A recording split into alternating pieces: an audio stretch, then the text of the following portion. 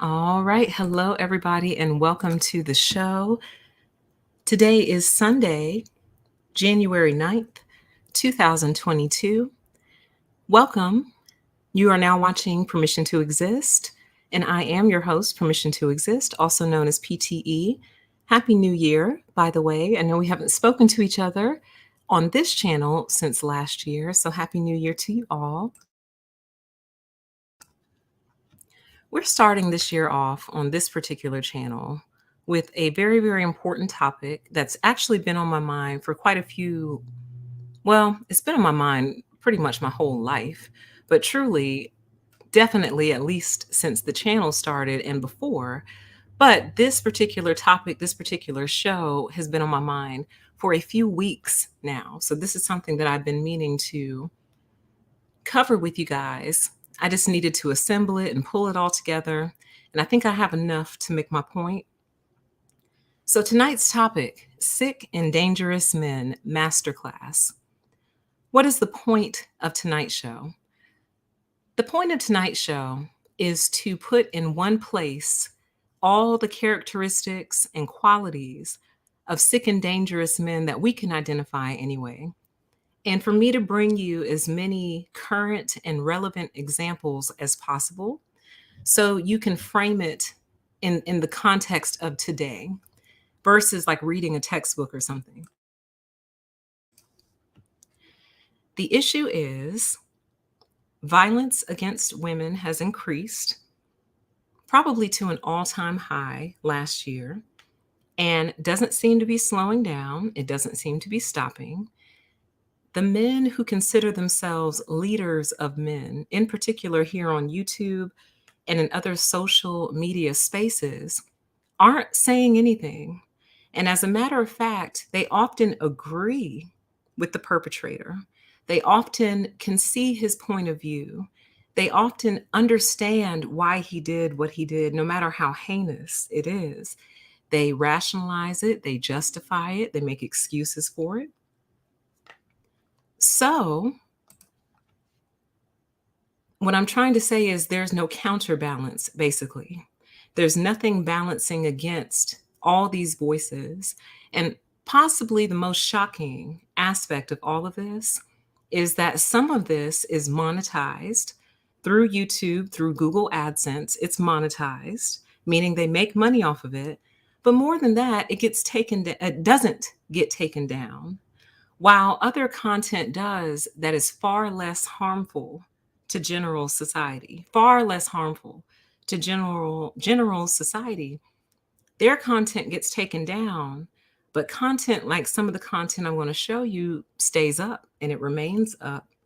And what it does, and why the FBI and all of them have failed to acknowledge this at this point, I'm not sure. But what it does is foster a culture and a community where men think it's okay to hurt women. It's normal, it's natural. When they hear about it, they think that, well, yeah, she probably mouthed off to him, or she was probably disrespectful to him. So she had it coming. And literally, we've gone so far backwards that it's frightening. I'm grateful I don't have a daughter to get chewed up out here by these men. And I'm also grateful I don't have a son who would have to make a choice between basically being a demon or being an angel. And most men these days choose to be demons. No disclaimers. I'm not giving any disclaimers tonight because they don't give us any. When you go and listen to some of the content that is pushed out on YouTube on a daily basis, we don't get disclaimers. They don't say, I'm not talking about all women. They don't say, I'm not talking about good women. I'm talking about bad women. Nope. They lump us all into the same category. We are all the same, and they treat us accordingly as well.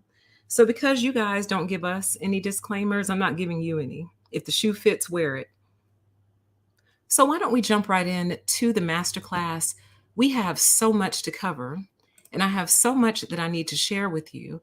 First, why don't we start off with something that I am aware many of you have actually already seen, but my hope is that some of you have not seen this yet, and this will be the first time you're seeing it and hearing it. And hopefully, you'll understand why we are here. How many of you men, not that you would do it, but how many of you men wanted to whoop your baby's mama's ass because she talked to you with such little respect as the father? There are many of us men, ladies, y'all better be glad that many of us men fear jail and hell, because more of y'all would be dead if we stopped having those two fears. The fear of jail and hell is the only thing that's keeping a lot of y'all women alive. Because I know I've wished death on my baby's mama several times. Every time she texts me, I get sad. And she could just be texting me saying, hey, and people ask, well, why do you get sad? I'm like, well, because she's still alive.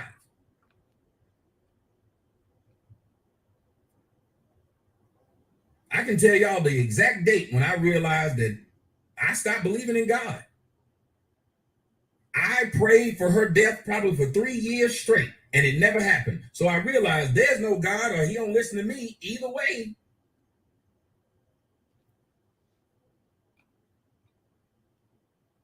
There's no way that God exists. Because if he did, he would have been killed this bitch.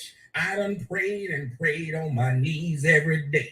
But she's still alive, and I don't understand why it's that way. He could have put her in a car or plane crash. But instead, she's alive, still fucking with my ass. I wish... I just don't understand. She's still alive. If there was a real God, she would be dead. So what you just listened to was a clip by Tommy Sotomayor, who considers himself the godfather of all of this. Currently, Tommy is upset because he feels like a lot of men have stolen his talking points and claimed them as their own.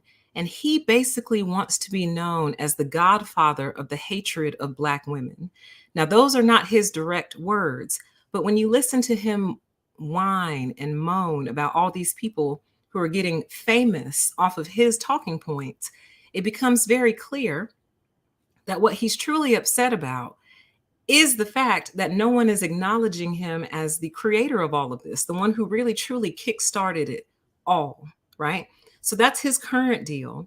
But the most disturbing part about that clip came from a video that he has yet since, he either took it down or he edited it. but you can no longer find it on his channel anyway. You probably have to go to his paid content.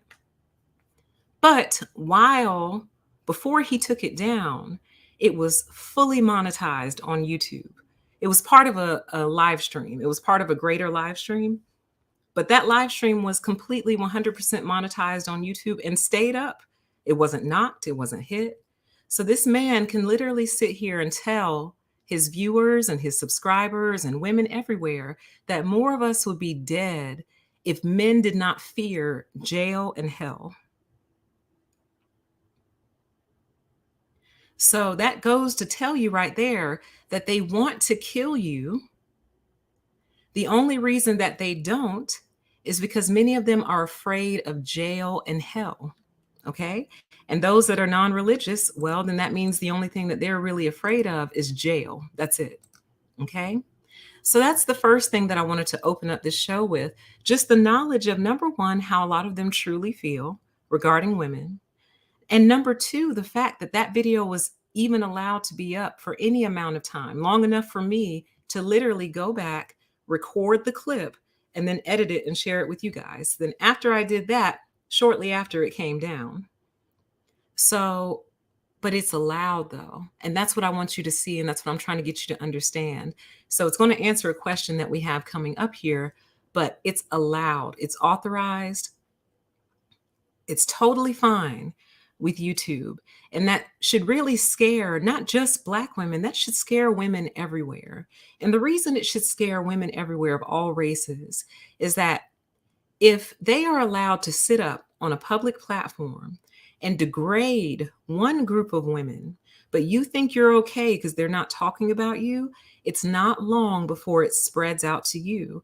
Because what I want you guys to understand is this actually started as a white male movement. White men started this. Now, there are still some white men in this manosphere, but they are nowhere near as prominent as the Black men have become. It's like the Black men found it, and it's almost like they found God. They found their God anyway. They adopted it. They took it to heart. And now it is basically theirs. So when you think of the manosphere now, you almost automatically associate it with them, which is not how it started, but that's how it's going. And for the most part, they generally do hate all women because they really, really, truly believe so many different things that we're going to get into. Okay. So there's one more thing that I want to show you really quick before we actually get into some of the content that I want you to see. So some of you may have seen this on my community tab, and I'm sharing it here at the top of this show because I want you to hold this in the back of your mind. This is a quote from Gilbert Arenas, an NBA player, and I believe that's current. Y'all know I don't follow sports, so I have no idea. I do believe he's a current NBA player, but I'm not sure. He might have retired. I don't know. The point is, he was important and famous in the NBA, okay? And also very problematic, but we're not here to talk about his other problematic behaviors. We're here to talk about this quote. So I didn't give you a lot of context when I posted this on the community tab because I knew I would be talking about it here. So let me give you the backstory on this. The backstory on this is he was arguing with another former NBA player named Kwame Brown, who I've done a show on this channel before and my other channel, but I took them both down because, well, they're not down. I unlisted them because the men started to handle him. So I figured, well, the men are on it, I'll back off of it, So that's why I kind of left that alone. So he was arguing with Kwame Brown, who was also problematic all by himself. And one of Kwame's big talking points is about being an alpha male and the importance of alpha men and how he has to remind us on a regular basis that he's an alpha male all the time, or he'll be arguing with another man and say, well, that's not alpha. That's not alpha.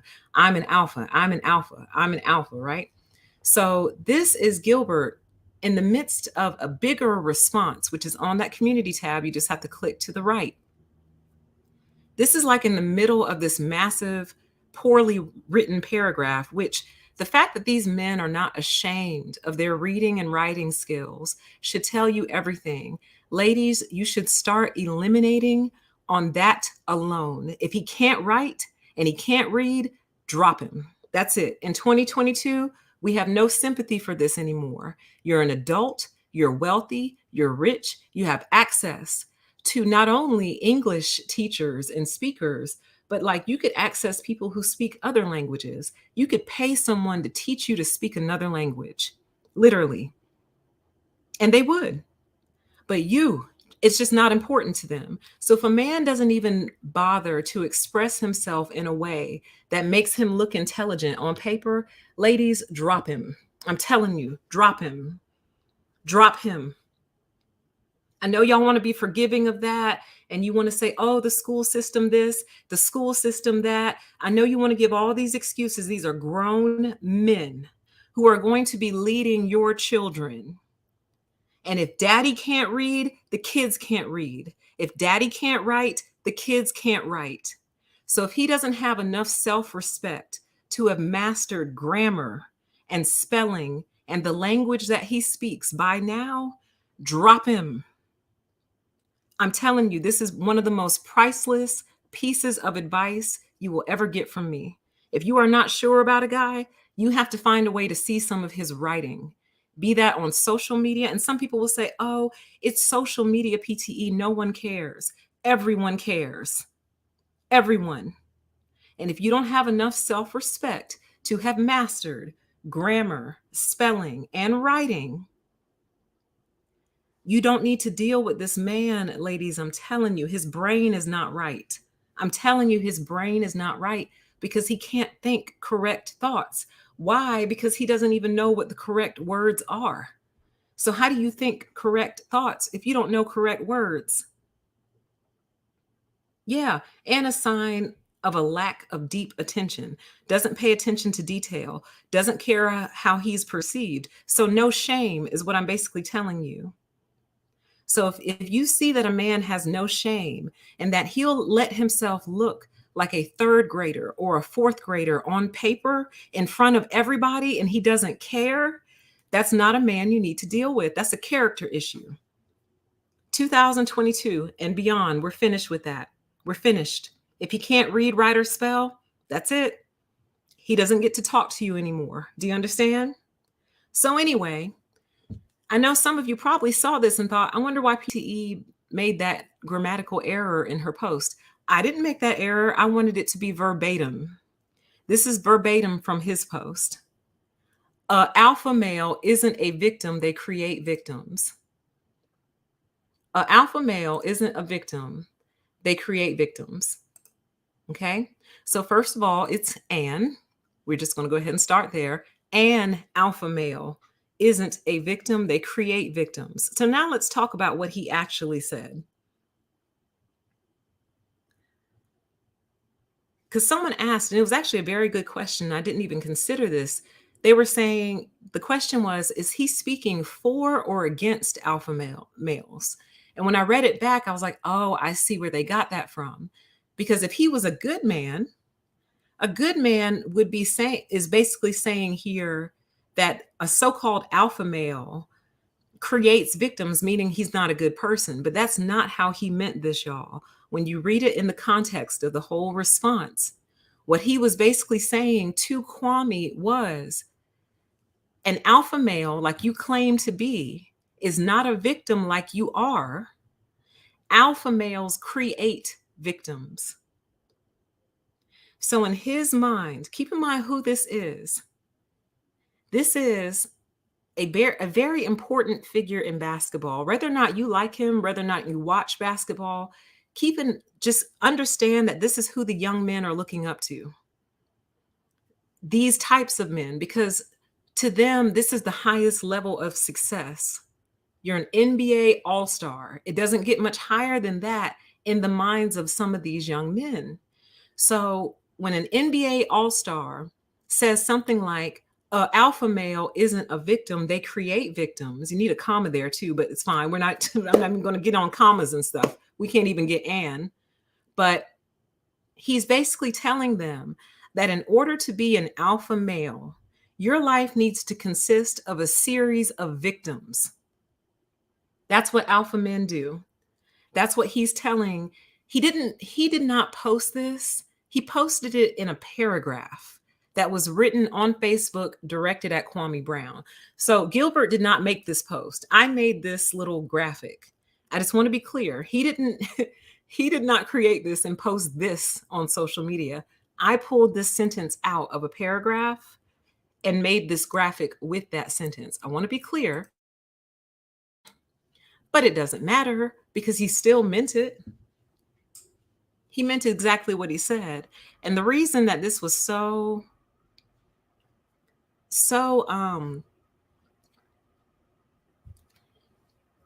the reason that this stood out to me was because for the first time I understood why they do what they do. For the first time I understood their psychology, truly, for the first time. And their psychology is this: the reason we hurt people all the time is because that's what alpha males do. Alpha males create victims. So in this interaction between you and I, someone walks away alpha and someone walks away a victim, and I'm going to make sure it's not me. So in everything that I do, I need to make sure that I'm creating victims as I go. Because if I'm not creating victims, well, then that must mean that I am the victim, right? If I date a woman and we break up, she better be in tears. She needs to be crying. She needs to be upset. She needs to be mad, because if she's not, I did not create a victim. And if I didn't create a victim, that must mean that I am the victim. That is the sick, broken logic that these men carry with them. So when you ask yourself, why do they do this? Why do they do that? Because in their mind, they have to always be creating a victim. So have any of you ever had the experience of dating one of these sick men and everything is going well, and then all of a sudden out of nowhere, it's like he changes completely, like a complete 180-degree shift from his original personality? Chances are, among other things, what may have happened there is suddenly he feels vulnerable. Maybe he feels like he's falling for you, or he likes you, or something. He feels vulnerable in some way. And to these sick individuals, vulnerability is a quality of victimhood. So because he's feeling vulnerable, in his mind, suddenly he has to create a victim. Like, I think I'm about to be the victim here. I think I'm about to be the victim. So let me just start doing a lot of stuff that I know upsets people. So I'm no longer the victim, she is. So when you understand this right here, it becomes easier to understand everything else that they do. In particular, Black men, they don't want to be the victim ever. So it becomes a situation of the creation of victims. And for anyone who might be new to the channel, I'm a Black woman myself. All right. I know everyone can't always tell, but I am. Okay. So I can talk. I have oh man, I have absolutely earned the right to talk about this crew. All right. So I want you to hold this in your mind. Alpha, and I want you to say it like that too. Alpha male isn't a victim, they create victims. Don't put the N in there. I want you to say it with alpha male isn't a victim, they create victims. Okay? So hold that in your mind while I get us set up here. Welcome to everyone in the chat. No disclaimers tonight. Sick of giving disclaimers. Been giving disclaimers literally since I started this channel because I always thought it was the fair thing to do. I always thought it was fair to give disclaimers because obviously all men hopefully aren't like this, but I'm really starting to wonder. I'm starting to wonder if they're all like this on some level. I really am starting to wonder. Okay? So no disclaimers this evening. Let's jump into the content. Welcome, everyone. So welcome to the Sick and Dangerous Men Masterclass. The purpose of this class is to help you understand the psychology and the logic that these men are operating off of, help keep yourself safe, and help keep the young women in your life safe, because so many of them don't know this, and they won't know it until they hit like college or just after college is when they'll start to learn this stuff. And by then it's already too late. Okay? So let's jump in. Oh my goodness. How could I leave that out? I'm sorry, y'all. Do have one more thing to show you. One more thing before we actually start. So I wanted to show you who inspired this class. So back around mid-December or so, this man who you see on your screen right now went on Facebook Live, and I have to be careful how I talk about this because apparently people have been getting in a lot of trouble for talking about this story, which says a lot all by itself. Like, we can't talk about this. We can't talk about how sick and messed up that this is and how scary it is. We can't have a real conversation about this. So I have to tread lightly here. The gentleman you see on your screen was an anesthetologist. I hope I said that right. He was either an anesthetologist or an anesthesiologist, one or the other. I heard some people refer to him as a nurse. So he was in the medical field. So he's exactly what people would tell us to go for. A man that has a great job, not only a great job, but a career, right? He has a career. That's a career. A man who seems to be going somewhere in life. You know, I don't find him attractive, but he's not flat out ugly. Obviously, for what he did, he's ugly. But what I'm saying is, just on first glance, like just a quick sweep, he's not the ugliest man I've ever seen. So not super ugly. He has a great career, seems to be going somewhere, completely 100% mentally deranged. So one of the reasons I wanted to bring this out is to show you that even when we reach high, this is what we get sometimes. Now, I want to make this point also. We're not going to read this actual story, but the women that he killed, one was Asian, I believe, and the other, I believe they said was Guyanese or something like that. So I say that to say I don't want non-Black women to somehow think that they're safe. Please don't think that you're safe due to being non-Black, okay? Because what I want you to understand in particular about disordered Black males is a lot of them actually really hate Black women for real. Like, they hate us with a passion, as you heard from Tommy Sotomayor. They sincerely hate us, like it's real. And the feeling is mutual. It's become mutual, especially over these past few years. So they go after non-Black women thinking that you'll be easier for them. They look at you as easy. You'll be easier to deal with. You're more submissive. You're more passive. In other words, they're calling you a duck, basically, is what they're basically saying. Black women apparently put up too much fight, according to them. According to them, they want the soft, passive, easy woman who will worship at their feet. So when they approach you, please know that that's what's going through their mind. She looks easy. Okay? Now, this man went on Facebook Live, and it's the creepiest thing you could ever watch. I'm not going to play it here again because people have been getting knocked. But he basically went on Facebook Live and told everyone that he had killed I forgot which one he killed first. I think he killed his ex-wife first. He told everyone that he did it, and he was like, I never thought I would be that guy. Then he told everyone he was on his way to kill his ex-girlfriend, which he was, and he did. And the end of it, well, really the beginning of it is caught on video, and then the video cuts out. And the reason he gave is because he said he was under false accusations of harm to children, is what I'll say, to try to keep it PG for the algorithm. And he had the nerve, y'all, in this video to give advice to women before he went and finished all these jobs. And then he finished himself also, by the way. And the advice he gave to women was, man, don't lie on men, man. don't lie on man, don't lie on men, and something along the lines of like, let them see their kids or something like that, right? Something real Manosphere-esque, something that we can't prove, which is interesting. The only way we'll be able to prove it is if the little girls or the children, I don't know if they were both girls, tell the story later, or if the police come out and tell the truth about what happened.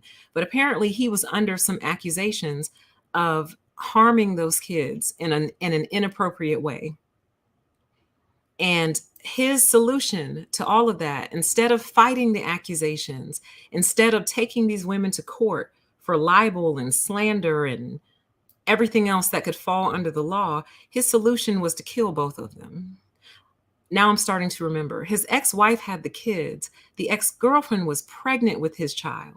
And apparently he started acting out. And she said, if you keep this up, I'll take this baby from you too, or something to that effect. She basically threatened that he wouldn't be able to see the baby that was on the way. And I guess that was enough for him. So he snapped and killed them all. The only ones he didn't kill were the kids. So this is the face of sick and dangerous men. This, white men also, yes. This is not a show about Black men only.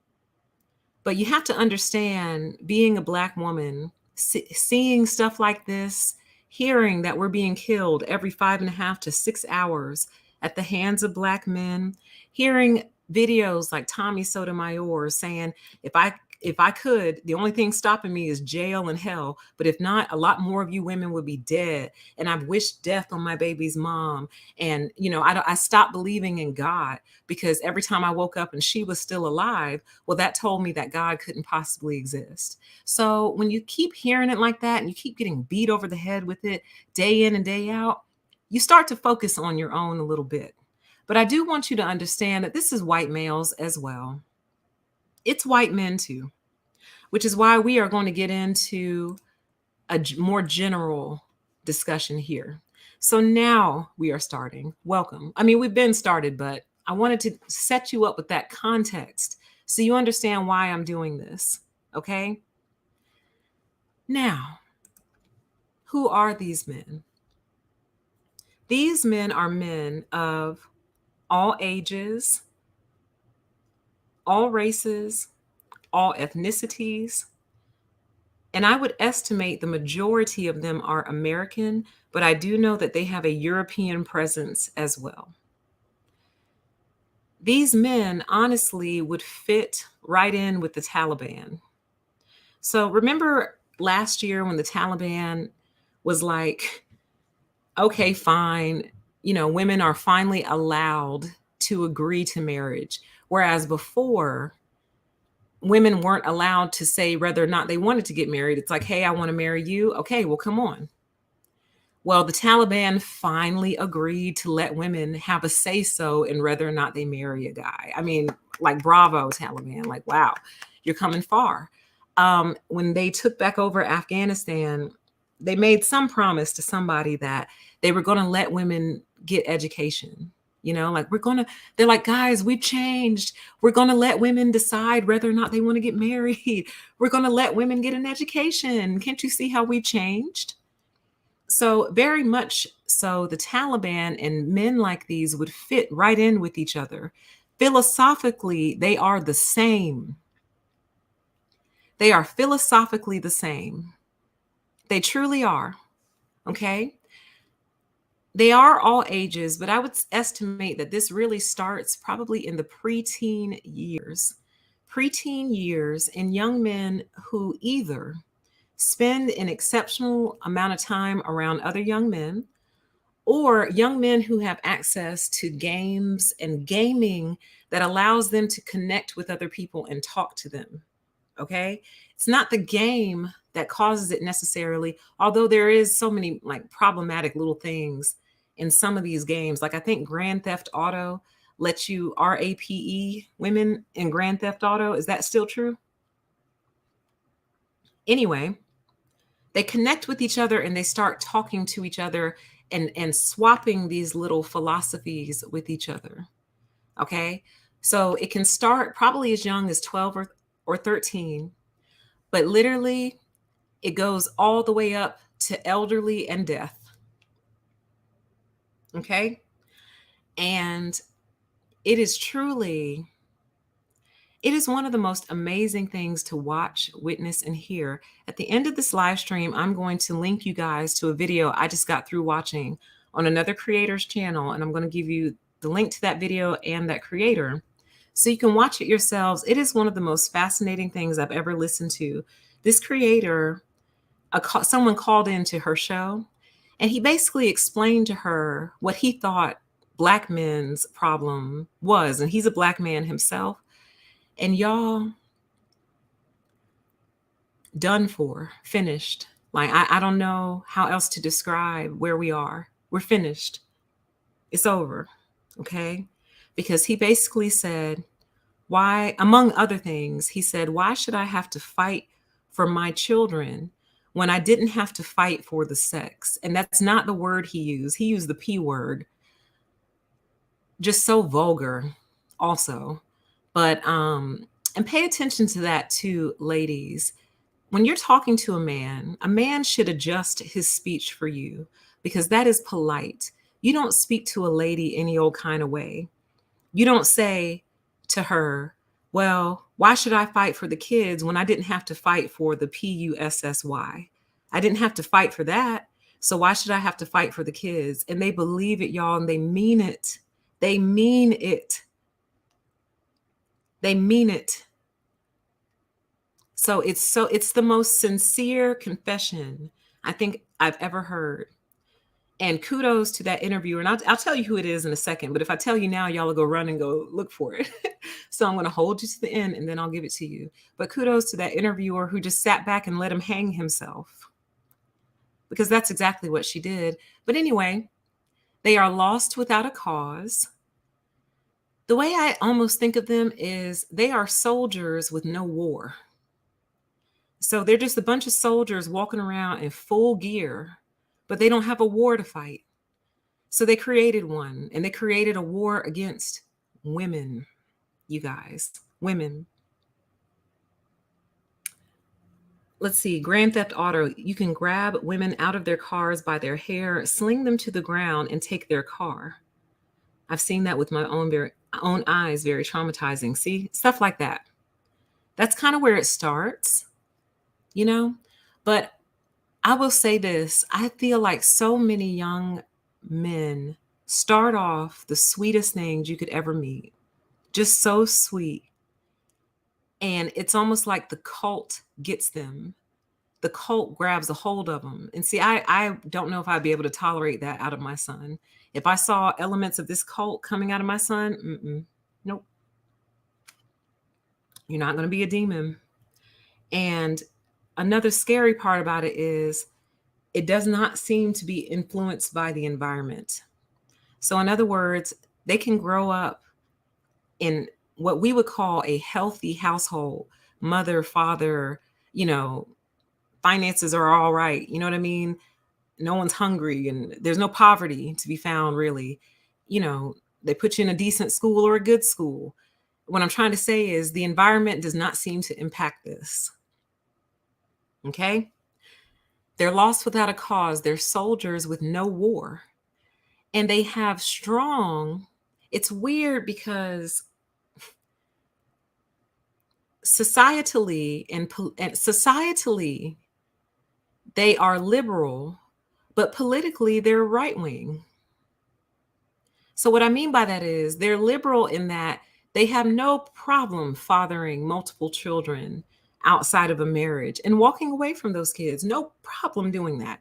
That's very liberal. They have no problem sleeping with multiple women, dozens of women here, there, and everywhere. That's very liberal. But their expectations, in particular of women, are incredibly conservative and right wing, almost far right. So it's weird. Like they're the most confused, mixed up men on planet Earth. Okay? But they are all ages, all races. You'll hear me refer to Black men a lot because understand currently Black women are under assault by Black men. We are under complete, total assault. right now. So you will hear me reference Black men a lot, but please know in your heart of hearts, this is an all men thing. They've convinced themselves that maleness is the highest value that there is. So you as a woman should be thankful that a man even wants to be in your presence. That's how they think. That you should be grateful that a man even wants to talk to you, let alone look at you. That's how they think. And that is not a Black man only thing. You see the picture, you see the thumbnail, right? Like I tried to pick a thumbnail that could almost be any race. So the thumbnail, he looks a little Caucasian. He looks a little Caucasian in the thumbnail, but we could work that out to be a Black man or a Hispanic man or an Asian man. We could work it out. But you see those eyes are empty, right? That's what I wanted you to see the most. Empty eyes, God King complex. Of course, honey. The chat says, PTE, have you ever heard of incels? Of course, honey. So please know all races, all ethnicities, and some ethnicities and cultures may be worse with this than others because it is literally ingrained into their culture. A woman's worthlessness, basically. So when a man is ready to marry you, you're going to present yourself for marriage. When he's ready to have sex with you as your husband, you're going to give your body for sex. When he gets you pregnant, you're going to have as many babies as you can possibly have before your body just stops doing it. And you're going to serve him, and you're going to cook for him, and you're going to clean for him, and you're going to love it. And you're going to cover your body from head to toe. And if we catch you outside of the house uncovered, we'll kill you. So some cultures and ethnicities are even worse. But I imagine that a lot of the American males who identify with this would absolutely love for that to be the case. If I see you and I want you and I like you, I'm going to take you. And the only way that I won't take you is if you already belong to another man. Because sometimes they'll respect each other in that way. Sometimes. But if you don't, and you're wide open, I'm going to take you and I'm going to RAPE you and get you pregnant. And you're going to have my kids and you're going to raise my legacy for me. And when I get tired of you, I'll just go snatch another woman off the street and bring her home. Now there's 3 of us. That they would love it, y'all. Love it. They would love that type of setup. What it ultimately is the deep, deep desire to remove a woman's consent from her in every way. Literally in every way possible. Okay? All races, all ethnicities, but I would estimate they are primarily American, but heavy European presence, lost without a cause. They're soldiers with no war, and a very odd political position. So very liberal in how they lead their lives, but very far right in their expectations of women and family and children and things of that nature, okay? So, what are they so mad about? Because if you spend any time listening to the things that they talk about, which I do, because I am just completely fascinated by it. I'm fascinated at how broken the logic is. I'm fascinated at how convinced they are of their own rightness. I'm fascinated at the repetition.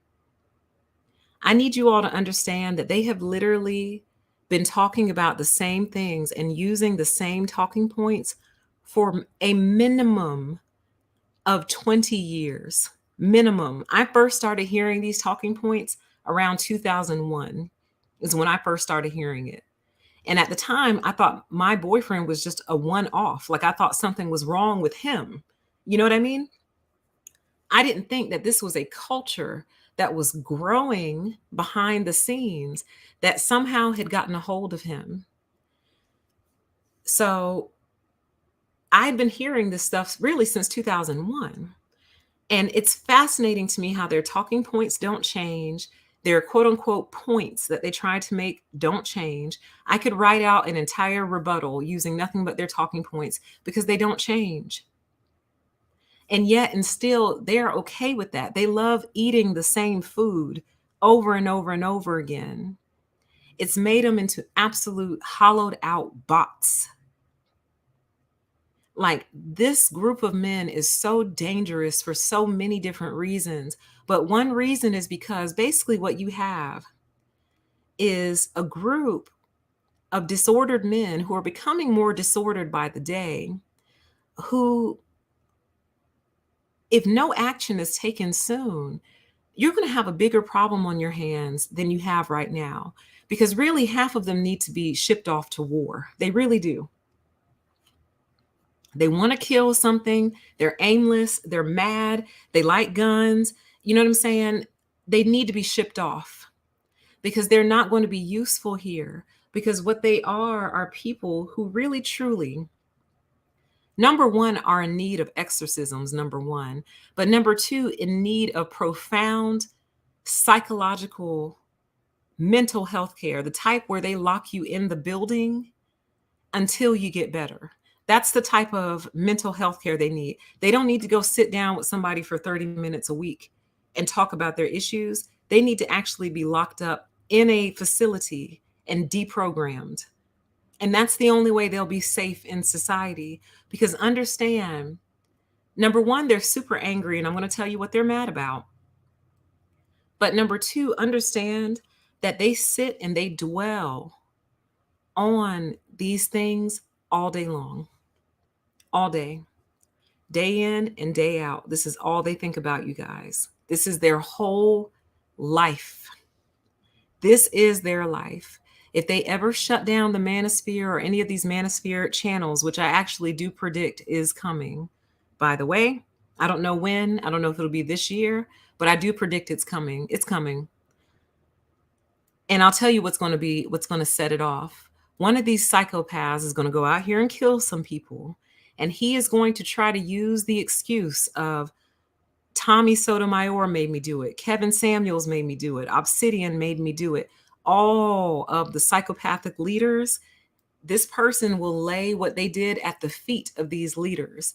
When they do that, it's going to cause people who've never heard about any of this to go research it. And when they do, they are going to blow Susan's phone up at YouTube until Susan does something about this, because she'll never do it for us.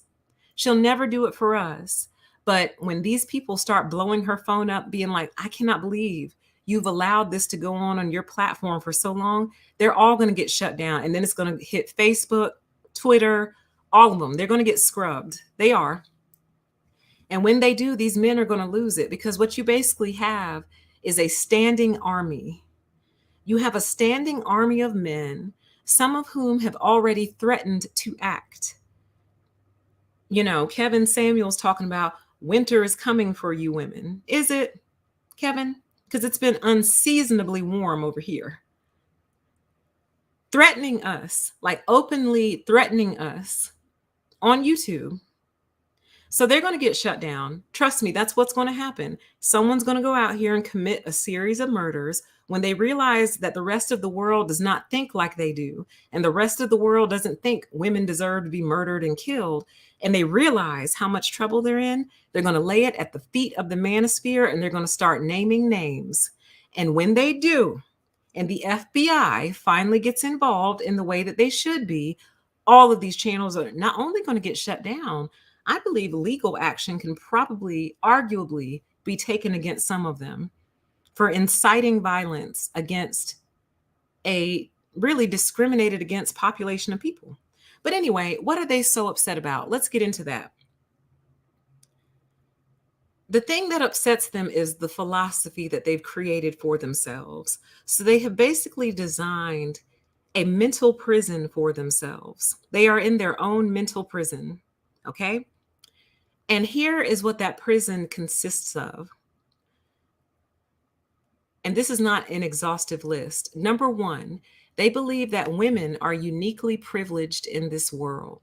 So they believe in their heart of hearts that women have more privilege than anybody else.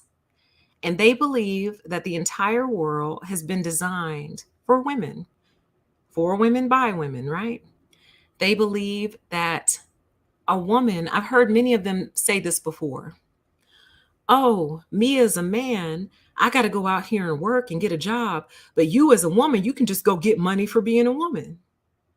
And anytime I hear them say that, I think to myself, where do I sign up for that? Is there an application like on the federal government's website that I'm missing? If anyone has the link, please drop it. We getting money just for being women? Really? Well, no wonder everyone else seems to have money all the time. Or every other woman seems to have money all the time. She's just getting a woman for money for being a woman. They really believe that. They think that somehow when we are born, the red carpet is rolled out for us and that we don't struggle at all. They do not believe in our struggle, you guys.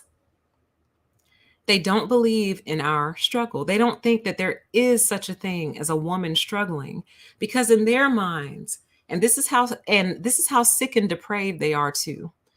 Sex underlines pretty much everything. All of this, right? So you can just put sex on a thumbtack and just tack it right there right next to you, okay? They believe that you as a woman should be able to use your body to go get what you need. So if you don't have a job like a normal W2 9 to 5, well, what are you doing? You're a woman. What do you mean you don't have any money? You're a woman. Yes, you do. You just don't know how to use your money. That's what they're basically saying. So they're in their mind, a woman should never be broke. A woman should never be without food. A woman should never be without a home because she's a woman. So she has the one thing in their mind that is the most priceless thing in this world. So why aren't you using that to go acquire the things that you need? But here's the catch 22. This is how you know you're dealing with demons and psychotics. If a woman actually turns around and does that, if a woman turns around and uses her body to get money, uses her body to get food, uses her body to get a home, well, then she's a whore.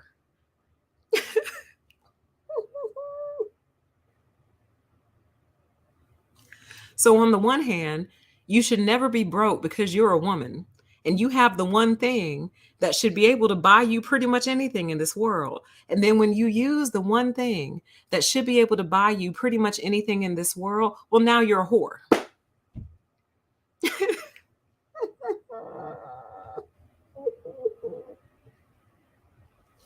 So, I don't even know what the in between is. I guess get a job. But then if you have a job, well, to these men, now you're acting like a man.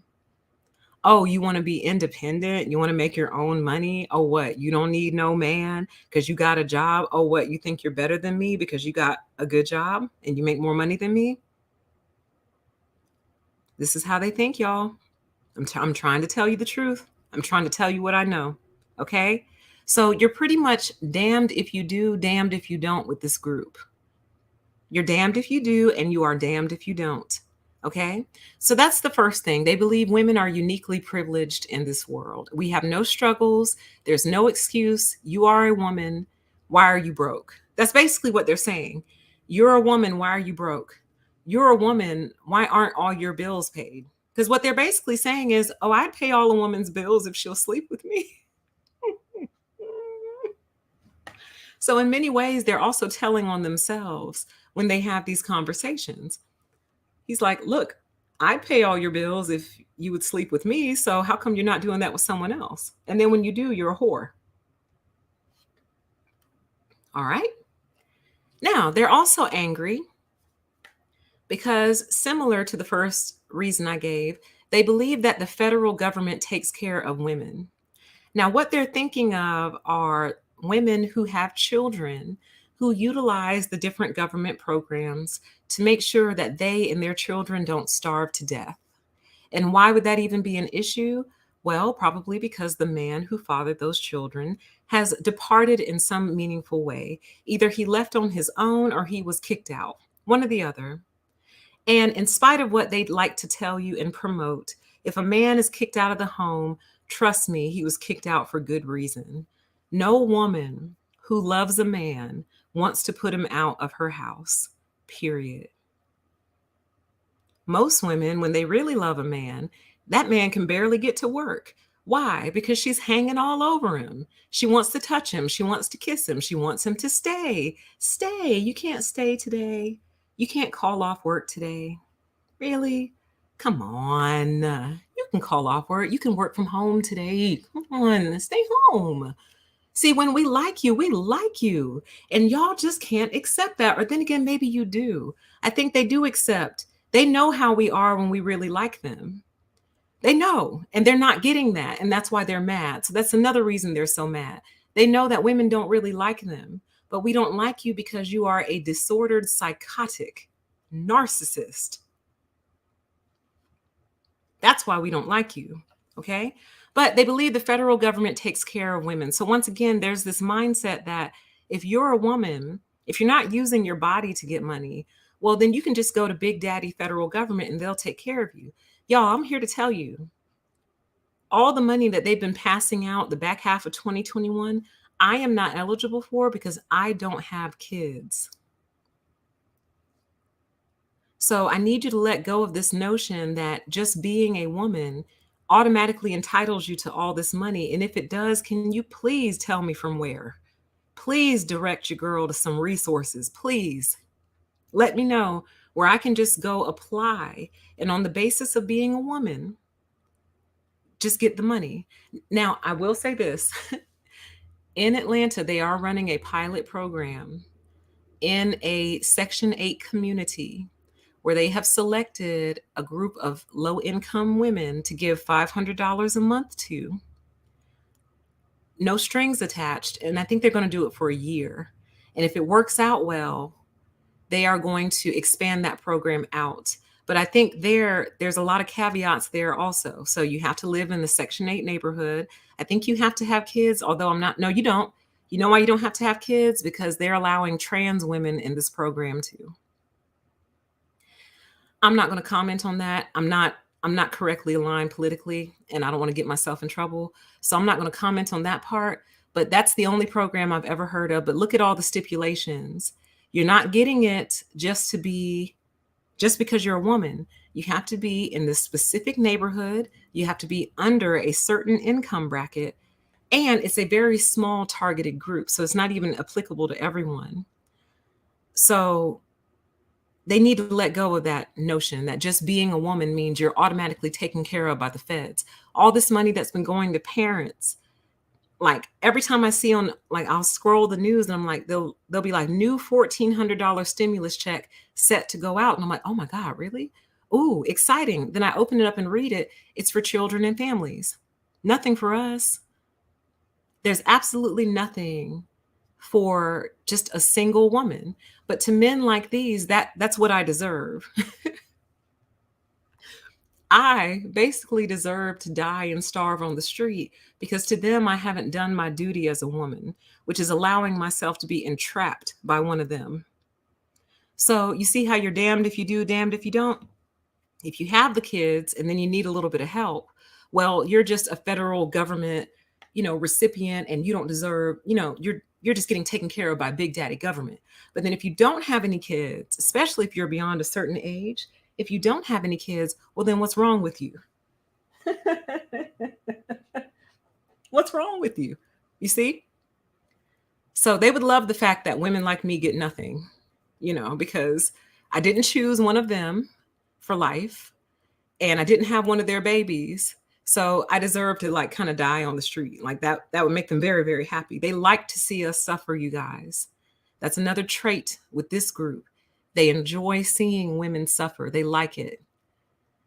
So don't think you're ever going to appeal to them on the basis of, look how much you guys are harming women. They don't care about that. They like to see women suffer. They feel like we all deserve it. If for no other reason, you deserve it for rejecting him in the 8th grade. When you rejected him in the 8th grade, and she went with the 8th grade football captain instead, and you got mad, ever since then, all women have basically deserved to suffer. Okay? All right. What else are they so mad about? Here's a talking point that they hold on to and will hold on to until the day that they die. They believe the federal government put them out of the home in the 70s. They think, and they will tell you with a straight face, that if the federal government hadn't run them out of the home in the 70s, everything would be different. Things would be different now. Okay? So they think the federal government put them out of the home. It's not possible that maybe the women themselves put them out or that they earned their way out of the home. You see how someone else did this to them. So that's another trait with this group. It's always someone else's fault with this particular group. Always. Okay? It's never their fault. It's never their actions. It's never what they did. It's always someone else. Okay? So the government put them out of the home. And therefore, that's why they're not there today, 40, 50 years later. 50 years later, they're not there because the government put them out in the 70s. You understand? So it's almost like they act very helpless. This group acts very helpless. So it's like, well, the government put me out and I can't ever go back. And I'll never try to rebuild a new family or anything. The government put me out and that's that. You see what I mean? So very helpless, unable to act. What else are they so upset about?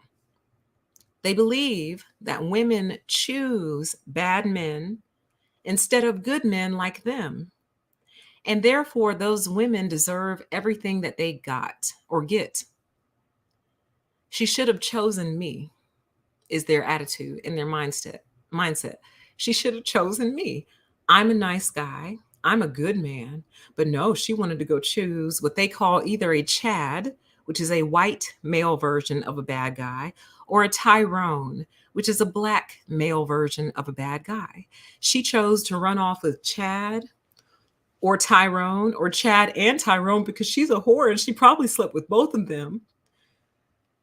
And they believe that the reason women have so many problems is because we actively choose bad men instead of them, the good guys. Okay? And there's so many problems with that it could honestly be its own video, but I'll just say this. It's what I always say, which is, why are there so many bad men to choose from? That would be my ask and my question. If women are selecting all these bad men, according to your theory, why are there so many bad men to choose from? Why? And why are you okay with that? Why are you okay? Well, we know they don't truly love mom, their mothers, their sisters, their daughters. So we can let go of using that comparison in 2022 and beyond, y'all, because they really don't care. Because one of the things we automatically reach to is, what about your mom? What about your grandma, your auntie, your sisters, your daughter? They don't care about women. They hate women, all of them. You understand? But you got to think about it like this, like, well, even though I hate women, do I really want to see my sister end up with a bad guy or my daughter end up with a bad guy? But they don't think like that. So in other words, what I'm saying is they choose not to rebuke the bad men and correct the bad men. That's not their goal. They don't really care that bad men exist. Truly, they want to be accepted by these bad men. They want the acceptance from the bad guys, and they don't get it. So they hate them too. Understand that they also hate Chad and Tyrone, even though they are Chad and Tyrone. But anyway, they're not trying to correct the bad man. They just don't want you to pick the bad man. They want you to pick them, the disordered one. You see what I mean? So it's almost like if you took your kid to a playground and you saw that all the not games, what are they called? Toys. Oh my God, wow. All the fixtures, because I can't think of the name. All the fixtures at the playground are broken but one. Would you say to your kid, "Well, honey, just go get on the swing. Just go swing. Yeah, it looks like everything else out here is broken, but just go swing on that one and have fun." I mean, some of you might do that, but I would probably be like, you know what? Pretty much everything out here is broken. So I don't know that I trust the swing either. Just because the swing looks like it's not broken doesn't mean that it isn't, because everything out here is broken. So why don't we go to a different playground and see if we can find a playground where all the, I'll just say toys because I can't think of the name, where all the jungle gyms and stuff are not broken. You see what I mean? Or you could even take that to a gym, an actual gym. If you walk into an actual gym and everything is broken, the weights, the cardio machines are broken, everything's broken, but one or two machines are working. Are you going to stay in that gym just to use those one or two machines? Or are you going to be like, something ain't right here? Everything in here is broken. So I think I'm going to go to a different gym. You see what I mean? But nope, they have no interest in correcting the bad men. They just don't want to be a victim of a bad man. You understand? But they just accept that they exist. They just want you to choose them instead of the bad men. Okay? What else are they so upset about? They are all driven by a fear of violation, which goes back to that quote we looked at from Gilbert, where they believe that being an alpha man means that you create victims. So if you believe that to be an alpha man means that you create victims, well, then that means you probably try to protect yourself from victimhood often. So they live in fear of violation from a woman in particular, or from the system itself. The federal government, the prison system, they live in fear of violation of one of these systems. So they violate in advance to prevent violation. So, in one of the only ways that they are proactive in this life, they violate you in an effort to prevent you from violating them. And that is how they are proactive. That is one of the only ways that they're proactive in this life. They take a proactive approach and say, you know what? This woman has the potential to hurt me because I'm feeling a little vulnerable. So instead of possibly allowing that to happen, I'm just going to go ahead and hurt her. So she is the first victim. So no matter how this turns out between us, at least she is the first victim. She's the first victim. Okay. All right. They attempt to prevent their violation by violating other people. So one way that you see this come out quite often, and this tends to happen in newer relationships or relationships that just formed with one of these sick and disordered men, is things will be going well. Then somewhere along the lines, he convinces himself that she's cheating on him or will cheat. One or the other, either is cheating or will cheat. And in this scenario, it is not true. She's actually not cheating. She's 100% faithful. But you can't convince him of that. So his solution to that is to go out and cheat on her first. And let her find out about it too. Because remember, a victim always has to be created. So he cheats on her first, make sure that she finds out about it. So she knows, number one, that he's alpha because he has just victimized her. So he's alpha, number one. And number two, that no matter what you do, at least I got you first. Okay? So if you're ever in a situation, a dating situation, and you're being accused of cheating and you're not cheating, don't cheat, by the way. Just leave. That's my advice. Don't cheat. Just leave. Break up. There's no need to cheat. Just break up. Okay? But you're in a situation, you're not cheating, but you're being accused of cheating. You need to go ahead and get out of that relationship. It's not going to get any better because your whole life will just become you proving to this man that you're not cheating on him and him doing pre-work and being proactive and cheating on you just to kind of show you. You see what I mean? Like, I'll show you I'm alpha and I'll cheat on you first, because in his mind, if you cheat on him, now you're alpha. Why? Because you created a victim. Who is the victim? Him. So if you cheat on him first, now you're the alpha dog. And we just know that they can't have that. Okay? So let us continue. What else are they so upset about? Well, I really should have put this first, but the majority of them are sex addicts and fiends. So the number one thing that they're upset about, I really should have put this first, but I didn't, is that they can't get sex as often as they would like it. They can't get laid the way that they want to, and from whom they want it. And that is very important. It's not just a matter of finding a willing participant, it's a matter of the willing participant being someone you want it to be. And when the answer is so often no, no, no, no, thank you. Oh, no, thank you. Oh, no, I have a boyfriend. Oh, no, no, no. Oh, no, I don't think so. Oh, I just want to be friends. When that comes out more often than not, it's like it sends them into a tailspin, you guys. And then the way that they think about it is like this, like they deeply resent the dating process. But my whole thing is you got to stop doing it that way and then you'll be less angry. But here's what they resent. They resent that they see a woman they like, they approach her, she actually gives them her number. Okay, that's like a win right there. Like that's a win right there. So he gives her a call, he sets the date up or whatever. So far so good. You know, they go to a restaurant. I don't know, let's say he spends $100 between the two of them, between the drinks, the food, the appetizers. He spends $100, and then the date is concluding, and then she doesn't follow that up by like wanting to go home with him. So to him, he's like, why did I put in all this effort? Why did I get a haircut? Why did I wash my clothes, take a shower? Why did I shave? Why did I clean my car out? Why did I drive up to this restaurant? Why did I sit here with her for 4 hours? Spend $100 only for her to go home. That's how they look at it, you guys. That's how they see it. So they deeply resent that process.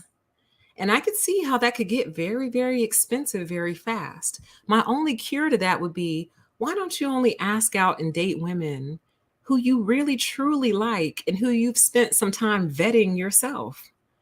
But what happens is they're very impatient people. So they're very rush, rush, rush, rush, rush. So it's like, I see you, I like you, I want you. I see you, I like you, I want you. And that's it. So they rush, rush, rush. Call her. Yeah, yeah, yeah. Chit chat. LOL, LOL. Ha ha ha. Okay, see you tomorrow. Okay, yeah, yeah, yeah. Let's do dinner, dinner, dinner. Yeah, great. Ah, wine was great. Okay, now you come home, and it's like, dude, I just met you. So in our minds, in a woman's mind, we're thinking, dude, I just met you, and in his mind, he's thinking, bitch, I just spent $100 on you.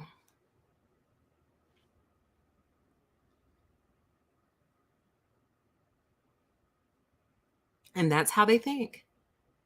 So in his mind, in a woman's mind, she's trying to protect herself by not just going home with every random guy that she meets who asked her out for to dinner, which would make her a whore in your eyes, right?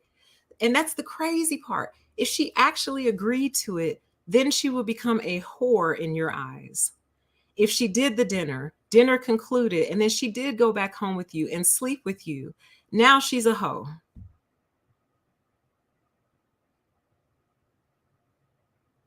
She's a hoe now because now you're thinking, wow, that's all it took? One dinner date? I went to dinner with her one time. That's it. $100?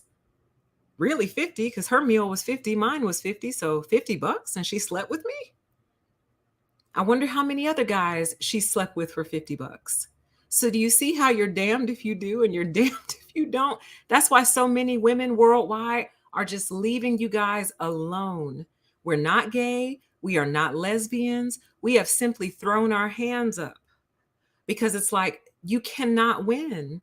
There is no winning with this group because even when you actually marry one, well, now your expectations have just tripled because now, girl, you better try to stay in shape.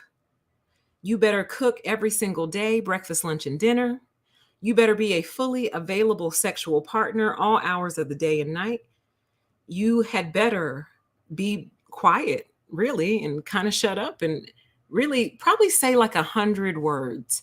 Over the course of your marriage, try to say no, try to say less than 100 words. So most of your words should be, yes, honey. Yes, honey. That's funny, honey. That's funny. You're so funny, honey. That's a good idea. That's a good idea. That's a good idea. You're so handsome. You're so handsome. Wow, that was great. That should be pretty much the extent of your vocabulary when you're married to one of these men. But here's the funniest part: even after all that, a lot of times they still cheat because they will tell you with a straight face, don't expect a man to be satisfied with one sexual partner for the rest of his life. So even when you present as the perfect woman, you done kept your body in shape, you're cute, you do your hair, your little makeup, you smell good, you're clean, you keep the house clean, you cook, you do all this, you worship him, you submit. Basically, now he's bored.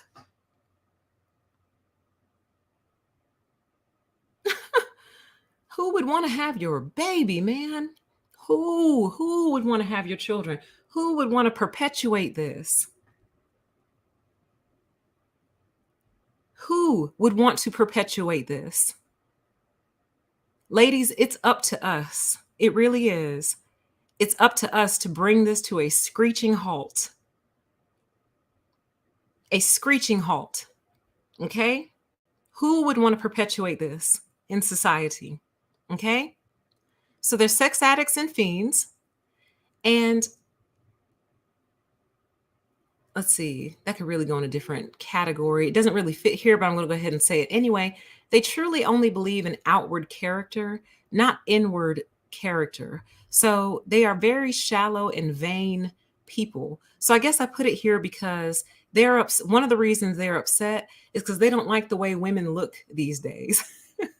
We're not sexy enough for them, you guys. I mean, of course, there are some sexy girls out there, but at large, they feel like we're not satisfactory to them. So they're angry because we're not like slim and trim. And in the Black community, the Black men are mad that so many Black women choose to wear weave and wigs and things like that.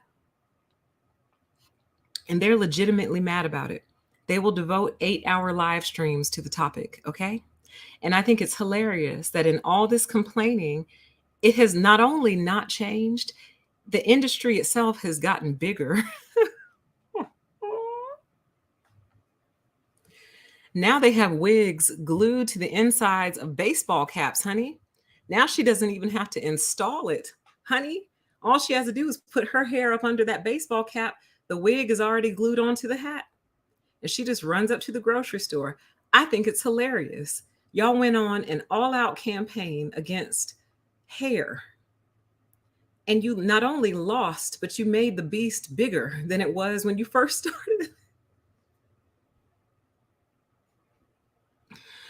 Oh God, how funny. I would buy one of those hats if I could actually fit it. Most baseball caps don't actually fit my head, which is a tragedy all by itself. But yeah, they don't make caps in my size. But the idea is pretty genius.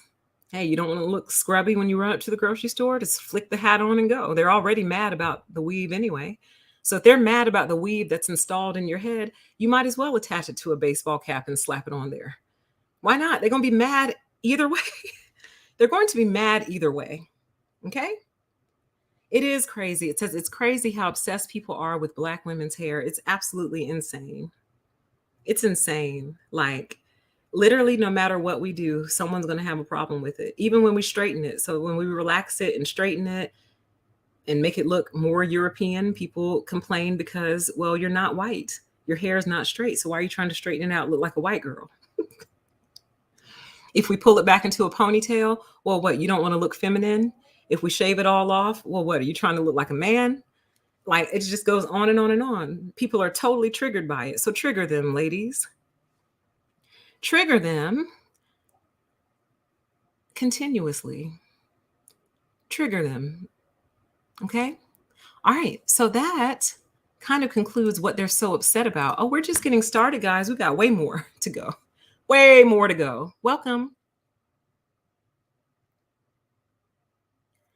When did all of this start? So it's really, really hard to say. And other content creators have done a better job tracing back the origins of all this. I can only speak from where I remember seeing it. Obviously, it didn't start in my generation. This clearly started before me. But when I say this, what I mean primarily is the social media aspect. So when did it become monetized, promoted, and popular? It really started about 20 years ago, you guys. That's when the seeds of this thing all started. Then, and there have been other creators along the way. I don't have a perfect history, although there is a video out there somewhere called The History of the Manosphere. And I don't remember that creator, but that is the title of the video. And they do a very good job kind of recapping where this came from and where we are today. I should have reached out to them and asked them if I could play it. But anyway, truly, people like Tommy Sotomayor are the originators of the monetized hatred of Black women and women in general. But it really started with what they were calling at the time the red pill manosphere. So those were primarily Caucasian men who had major issues with the child support system, divorce, custody, things of that nature, women, alimony, you know what I mean, spousal support. That was where they went to complain and issue in all their different grievances regarding those issues. Well, like I shared with you guys, somewhere along the lines, it changed. It changed, and it just became a place for men to go hate women all day long and to roll around in their degeneracy and their debauchery all day long. But it started at least 20 years ago, and it has only gotten worse and it has only grown from there. And so, for example, there's a very popular podcast on YouTube. They have about 500,000 subscribers. They are fully monetized for the most part. And the other day, I don't know if they just said it the other day, but I only heard about it the other day. These two men, one who is a European Black guy and deeply unattractive, and the other who is Sudanese, which is an African Black man, and I think his other parent is African American. These two told somebody that they don't date night riders, meaning Black women. They don't date night riders. And it's still up on YouTube. So they are literally allowed to just kind of dog us and just drag us into the ground. And you wonder why we're getting killed every 6 hours, because they are allowed to dehumanize us day in and day out. And Susan does nothing. Susan, the CEO of YouTube, she does nothing because it doesn't affect her. It will, though, because here's the crazy part about it. So these Black men, like, give me a good one, y'all. I see Fat and Funky. Like Fat and Funky, they will drag Black women, but they've also convinced themselves that white women love them. So in their arrogance, they will approach white women, probably not like Susan. She's probably a little bit too up the hill for them. But they'll approach white women with the full confidence that white women are going to embrace them and love them with open arms and not reject them and not be mean to them. And it's hilarious. And when they do, they get violent with them too. So I say that to say you're not safe. Don't rest in your non-Blackness, honey. Don't. This is a female issue, okay? So it started at least 2 decades ago. It grew in strength over the past 10 years. And currently, I think it's the worst that it's ever been. Some of their channels get knocked occasionally, but it's almost like YouTube just gave up. So understand that on YouTube right now, you can say pretty much whatever you want about a Black woman, even call for her death, and your channel will be fine. But if you say anything to the contrary regarding these vaccines, anything other than they're great, safe, and effective, you run the risk of losing your whole channel. Really weigh those two things, you guys. Really think about what I just said to you. If you say anything other than yay and amen regarding the vaccines, you risk losing your whole channel. But if you call for the death of Black women, which many of them do on a daily basis, your channel's fine.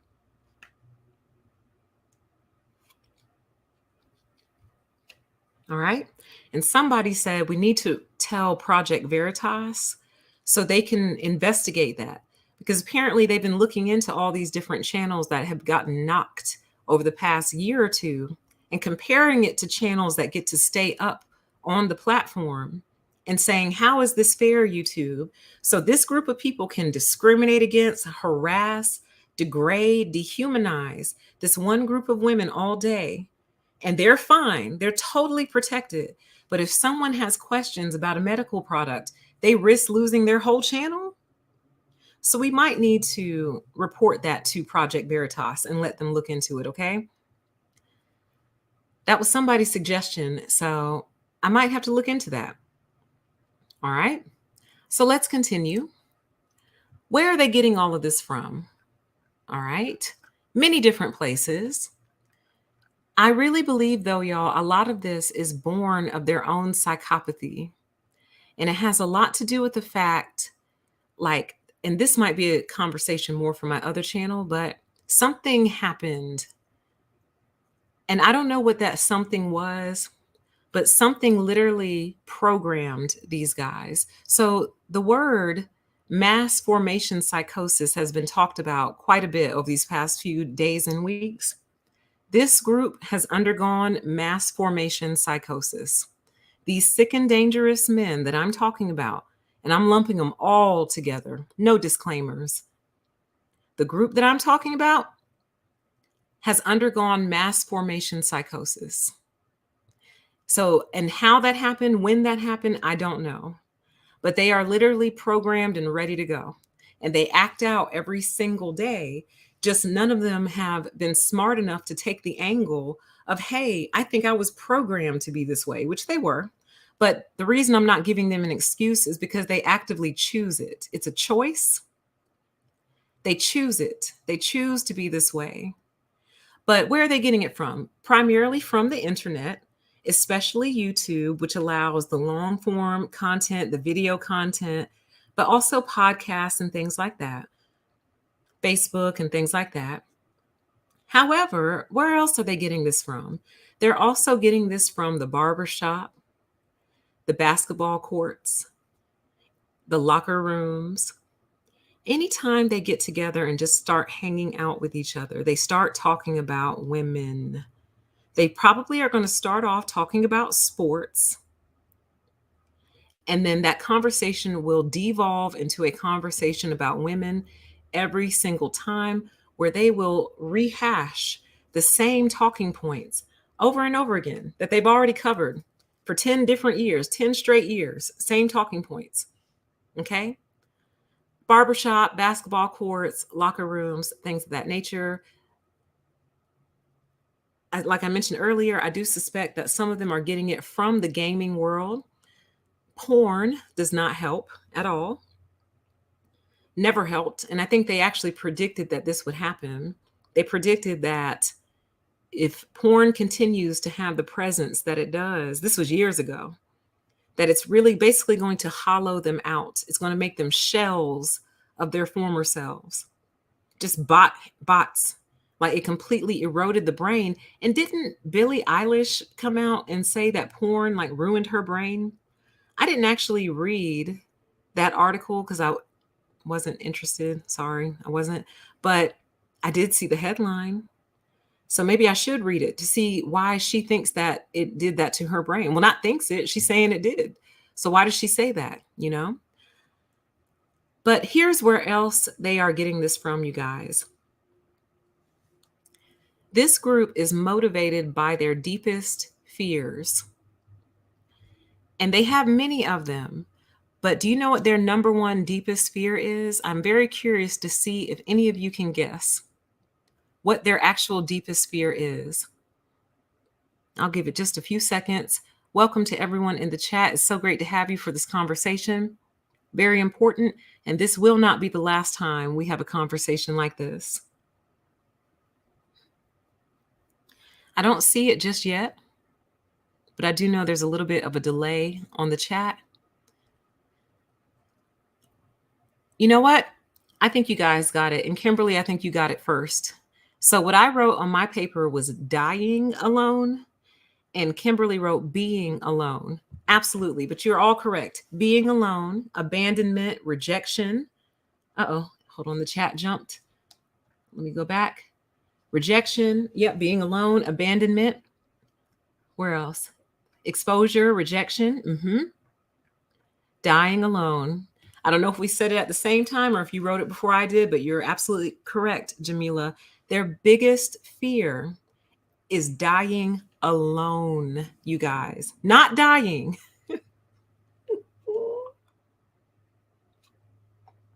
Their biggest fear is not dying, you guys. Their biggest fear is dying alone. That is their biggest, number one, most motivating fear. And the way that I know that is because it is the thing that they project onto us all the time.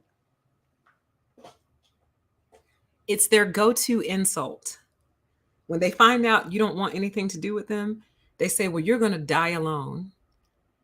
And it finally occurred to me that that's their biggest fear. That's what they're afraid of. That's what they're scared of. They're scared of dying alone. So they want you to be scared of it too. So you'll choose them so you don't have to die alone together. Even though your death is going to be an individual death. I really hate to tell you that, and I hate to be the one to inform you of that. But no matter who you are, if you're surrounded by 20 people, when you die, your death is an individual death. If you die with 20 people, you and all other 20 people, all of your deaths are individual deaths. You're going to die an individual death. I want you to know that.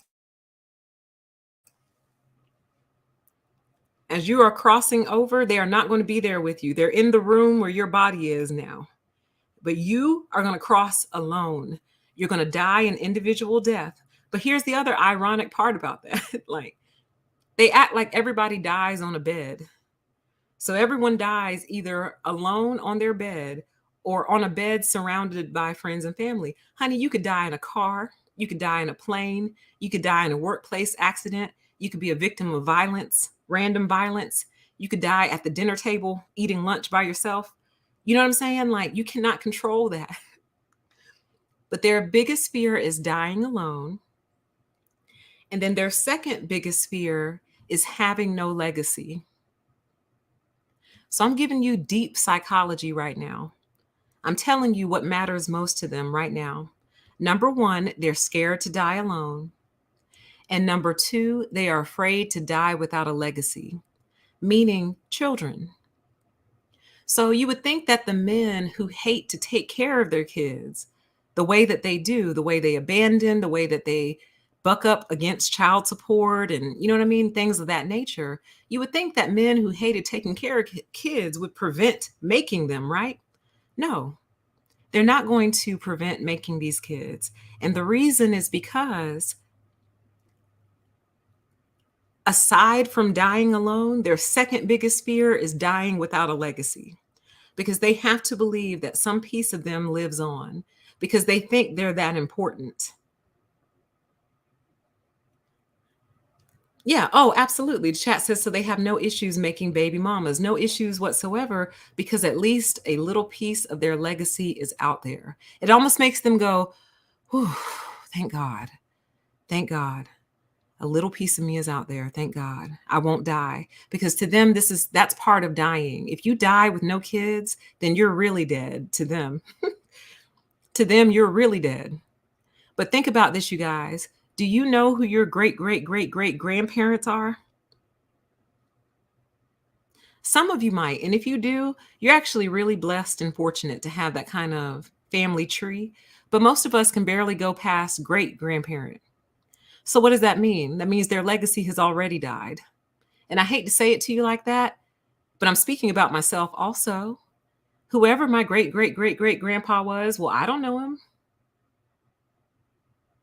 So that doesn't mean he wasn't important. It doesn't mean his life didn't matter. It just means that whatever legacy you were trying to maintain, you might have should have built a bridge or something where they put your name on the side of the bridge, or maybe you should have tried to get a country named after you. So your great great grandkids will go, this is my great great great great grandfather's country. This is his castle. This is his kingdom. I never met him in person, but my great great great great grandfather must have been a great guy because he built all this stuff. and we get to enjoy it. This is his land. But nope, most of us have no clue who our great, great, great, great grandparents are. So, what am I trying to tell you? The legacy that you tried so hard to preserve is already dead. Now, I think we might do a better job preserving the legacy because we have more technology to do so. You know what I mean? But in a couple generations, your greatest grandkids won't know who you are, honey, unless they still have pictures or video. You know what I mean? Like, we don't even know if the earth is going to be here in a couple of centuries. But the idea of them not having a small piece of them left behind sends chills up and down their spine because to them, that is the true death. Okay. So dying alone, number one, is their number one fear. And number two, dying without a legacy. Okay. So these are the motivational fears with these particular men. Okay. So let's continue. Why is it getting worse? Well, it's getting worse for a multitude of reasons. Man, this could be its own show. Why is it getting worse? Let me try to do a summary. It's getting worse, number one, because there's lots of people on planet Earth now. Some say we are overpopulated. Some people say there's not enough kids. So it depends on who you ask. But there sure seem to be a lot of humans here. And in that, somewhere along the lines, people got the idea that you were guaranteed a partner, that you were guaranteed a husband or guaranteed a wife or guaranteed a girlfriend or guaranteed a boyfriend. And mathematically, that's not possible. So it's getting worse because with every passing generation, as the economy gets worse, as opportunities start to dry up, as more and more women are discovering these men and saying no, not to men, but basically saying, if you're going to deal with me, you're going to be a healthy person. You're not going to be mentally deranged. With more and more women saying no, more and more women able to say no, it's just fueling all this rage, all these delusions, all these things that they've told themselves over the years. With every rejection, it gets worse. So one reason it's getting worse is because of technology, obviously for the broadcast capabilities, but also because, like, when you think of something like Tinder, what a disaster zone. You get on there as one of these men with all these expectations, and then you click on a picture of a girl who, in your mind, she should say yes to anybody because she's not cute, right? She should be thankful that anyone, any woman, any man would want her because she's not cute. So you click on her picture and she rejects you. And then that's usually when they go off and they cuss her out and they insult her weight, her looks, her everything. Because in their mind, a girl like you should say yes to anybody, basically. So it's getting worse because the sense of rejection is growing. The sense of denial and access to women is growing. And Black women in particular should be afraid when the white girls finally close that door. Oh, they're going to kill everybody. They're already killing us. But when the white girls finally wake up and go, wait a minute, you like me because you hate her? So you love me because you hate her. That's not really love. So you tell me something you like about me that's not comparing me to a Black woman. So to the white women out there or non-Black women listening, there's your exercise. There's your homework. If a Black man approaches you and he's like, oh, I like you so much because you're not like this and you're not like Black women, you're not like this, you're not like that. Say, tell me something you like about me that is not comparing me to a Black woman. They won't be able to do it because you'll come to understand their love for you is born out of a hatred of us. And that is not real love. It's not genuine love. It's not sincere. Okay. So anyway, technology is making it worse because with technology, you can get rejected 100 times a day. You see, versus if you just go out in the world, you might sustain one or two rejections and that's it. But with technology, you have the potential to be rejected all day, every day. So that's one reason it's getting worse. Obviously, YouTube and other platforms are promoting and supporting and monetizing the content. So it's getting worse there.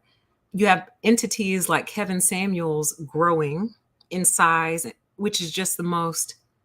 I cannot believe y'all made this man famous. I can't believe it. He has no credibility to me at all. He looks dull, Dull. He looks dull. Like his whole everything looks dull. His whole appearance from head to toe, he looks dull. He doesn't look moisturized at all. His apartment looks very, very, very, very dusty. Like it hasn't been dusted in a million years or ever, if that. It's very dim and dark in there. Like y'all are weird. Who you choose to set up and worship is so weird to me. It's very, very weird that y'all worship this man. This man got caught with another man in his bed. Y'all totally scooted past that. He made a Freudian slip or a confession where he essentially said he understands why men turn to other men because the women are just terrible.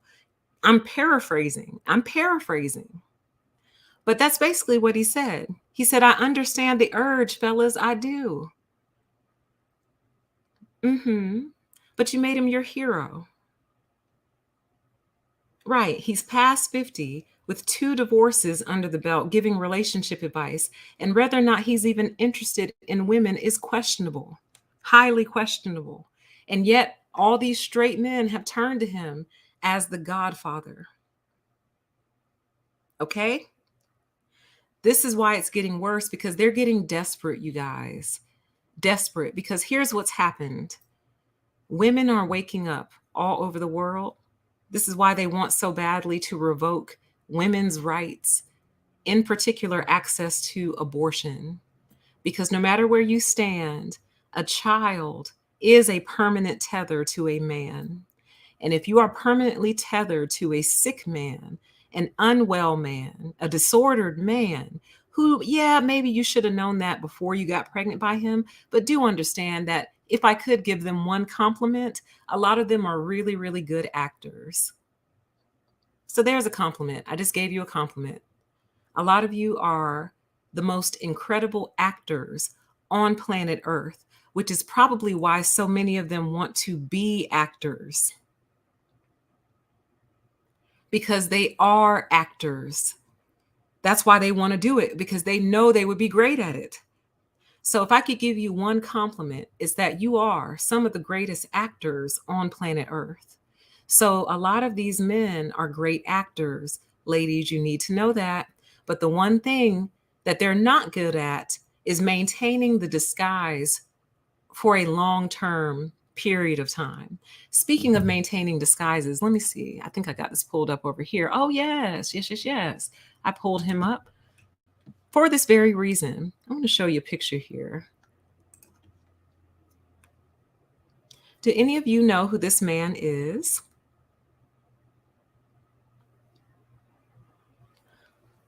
Well, first and foremost, this man was a real estate agent in the Miami area. Do you want to know why he's on my show this evening? Well, he's on my show because he got arrested because he is a suspect in the killing. He's a suspected killer. Dang, my power just flickered. I think I'm about to lose power, y'all. He is a suspected serial killer in the Miami area. And as you can see from this headline here, Miami real estate agent labeled a suspected serial killer following attacks on homeless men. So his target audience was homeless men. You see that? Where's my other screen? There he is. There's the real estate agent. There's your serial killer. His name is Willie Suarez Maceo or Maceo. Willie Suarez Maceo. Real estate agent.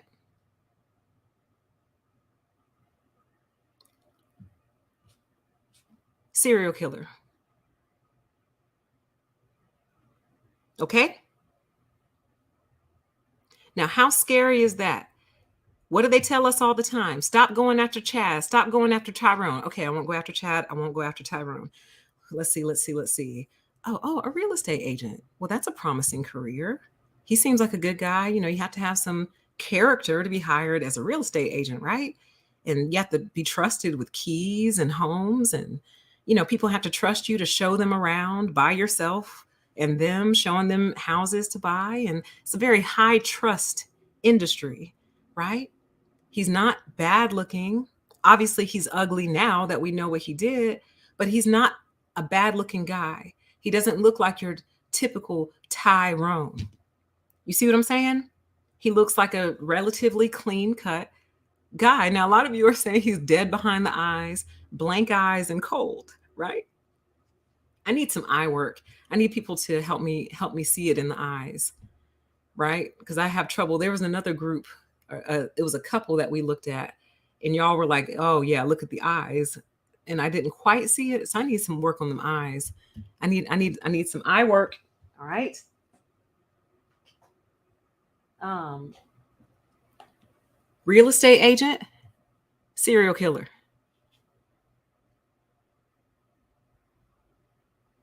So if you have daughters, even though his target population was homeless men, I just don't believe for 1 second he hasn't killed other people other than homeless men. Maybe he just got bored with his original target population. But look at this guy, y'all. So if you have daughters, here, let me do this real quick so I don't have to keep accidentally showing the little colorful screen. If you have daughters, you need to show them this somehow. I don't know what timestamp we are. We're about an hour and 45 minutes in. You need to bring her to this part of the show, and you need to show her this guy first and say, what are your thoughts about this man? What do you think? Now, some of your daughters are smart. They'll know it's a trick question. So they might, but you want to try to get an honest answer out. What do you think about this guy? Does he look dangerous to you? There's the question that you ask her. Does this look like a dangerous man to you? And see what she says, or you could even trick her even more and just be like, you'd have to figure out how to set it up. Be like, this is who your auntie is dating right now. What do you think? And if she's like, oh, he's cute. What does he do? Is he a real estate agent? See how she reacts. Say, this is who your auntie is dating right now. Or this is who your older sister is dating right now. What do you think about him? See what she says. Then get her opinion. Then, I swiped on the wrong screen. Here we go. Then show her this one. And explain to her that this is the same man. That this is the same person. You need to explain that to her. Okay? And when she gets through with the shock factor, have a conversation with her. And the message that we're trying to send is not that all men are dangerous. I think the message that we're trying to send is assume they're all dangerous until proven otherwise. Because, like I've said before, if all men were dangerous, literally there would be no society. There wouldn't be a society. And I just have to believe that, y'all. I do. I have to believe that.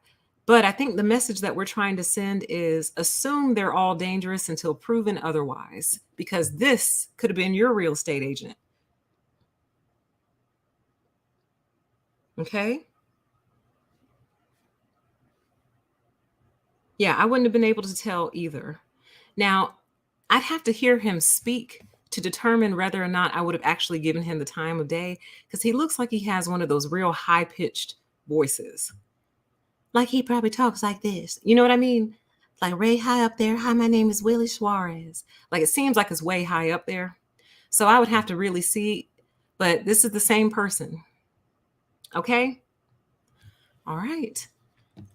I think we're almost done here. Let me see what else we got. What else we got? All right. So we talked about why it's getting worse. One of the other main reasons that this is getting worse, this problem in our society, is that this group refuses to hold the right people accountable, meaning other men. So when you hear them talk and you hear them complain about the different things that they find upsetting, oftentimes the people that are causing the problem are other men. So when they say, oh, there's no fathers in the home, which is a generalization and a lie. But when they say, oh, there's no fathers in the home, okay, Well, where did the fathers go? They never look at the men, you see?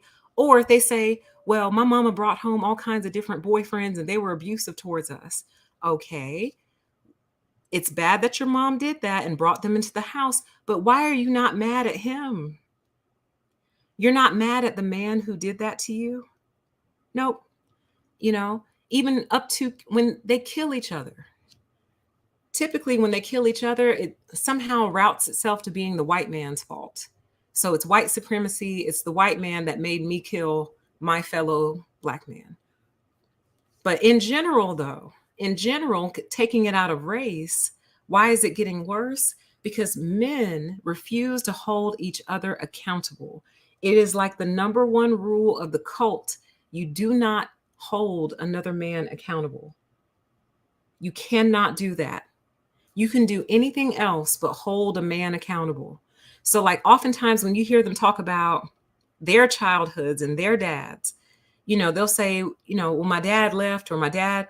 I know one story where he said his dad got locked up for murder, but he still somehow is more upset with his mom, who was married. So she did it the quote unquote right way. Her mom was married to his dad. His dad decided to go out and commit murder. And somehow that translated into being his mom's fault, not his dad's. It's never dad's fault. Understand that. It's never the man's fault, ever. Do you understand? No matter what, it's not his fault. If he cheats, well, you probably weren't having sex with him enough. If you were, well, you probably were getting boring in bed. You know, if he beats you, if he hits you, well, you probably mouthed off to him. You know, if he just flat out left, well, you ran him out of the house. If he wasn't there for the kids, well, that's because you wouldn't let him be. But never any accountability for the man and the man's choices and the man's decisions. Never. Right. The chat says you're not mad at your absent from your entire life father who left you prey for all of the things that happened to you. Absolutely. Their actual dad left and left them vulnerable and left them wide open to these other men. I don't know how much this happens these days, but I know back in the day, sometimes married couples would break up, but the father, the husband, would continue to take care of his house. So he would continue to pay the rent, pay the electricity. He would continue to pay the water bill. You know what I mean? Maybe food, maybe bought food. Because in that man's mind, regardless of what has happened with this woman, this is my family and I'm going to cover them and I'm going to protect them, because if I don't, some other man will try to move in this house around my kids. Some other man is going to move into this house around my kids. So I'm going to cover and protect her, even though I don't like her. I'm going to cover her because if I don't, another man will come try to cover her and my kids. And some men mentally just cannot deal with that. They don't care if she goes out and dates and, well, probably not while they're still married, but they're not so much concerned with her being in another relationship outside of the house. But they'll be damned if they let another man come into their house and take and move. Imagine that. Imagine really being a man. You bought this house, you moved your wife and your kids into it. You take care of the house, the yard, you fix it up, you patch the walls, you repair things in the attic. That's your house. Now imagine moving out of your house and being totally fine with another man moving into it. What kind of man do you have to be all right with that? Maybe they don't care when they're apartments, which you should care always, but maybe they just don't care when, like, you're living in an apartment because they don't feel that sense of ownership. But those kids and that woman, you know what I mean? Like, they'll just hand it off. They just hand the responsibility off to somebody else and don't care. But anyway, it's getting worse because they refuse to hold the right people accountable. Okay? Period. The day men start holding each other accountable for real, is the day all this stuff starts to change.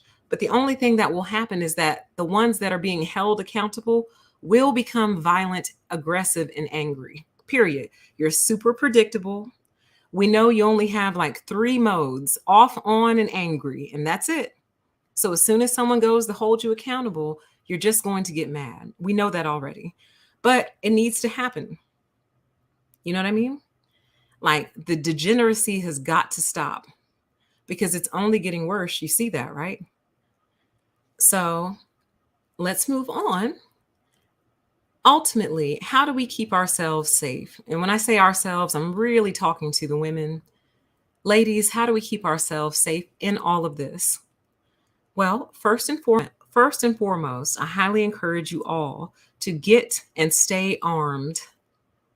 Figure out what the laws are in your city, state, or country. I know some of you unfortunately live in countries where you're not allowed to have firearms. That's fine. See if you can get a taser, some pepper spray, bear spray, a knife, a hunting knife. You need something. But if you live in the United States of America, and especially if you live in a state that supports gun rights, you need to exercise your right to be armed, ladies. Exercise it. Um, that story I showed you when we started, the anesthesiologist who killed his ex-wife and his ex-girlfriend, neither of those women were armed. Because I guarantee you, when he was kicking in the back door of his ex-wife, if she had been armed, we would be telling a different story. Now, he was armed too, but the whole thing is she wasn't armed at all. So it's a different story when you got a gun and I got a gun and you're kicking in my back door. You can't kick and shoot at the same time. You can't. You just can't.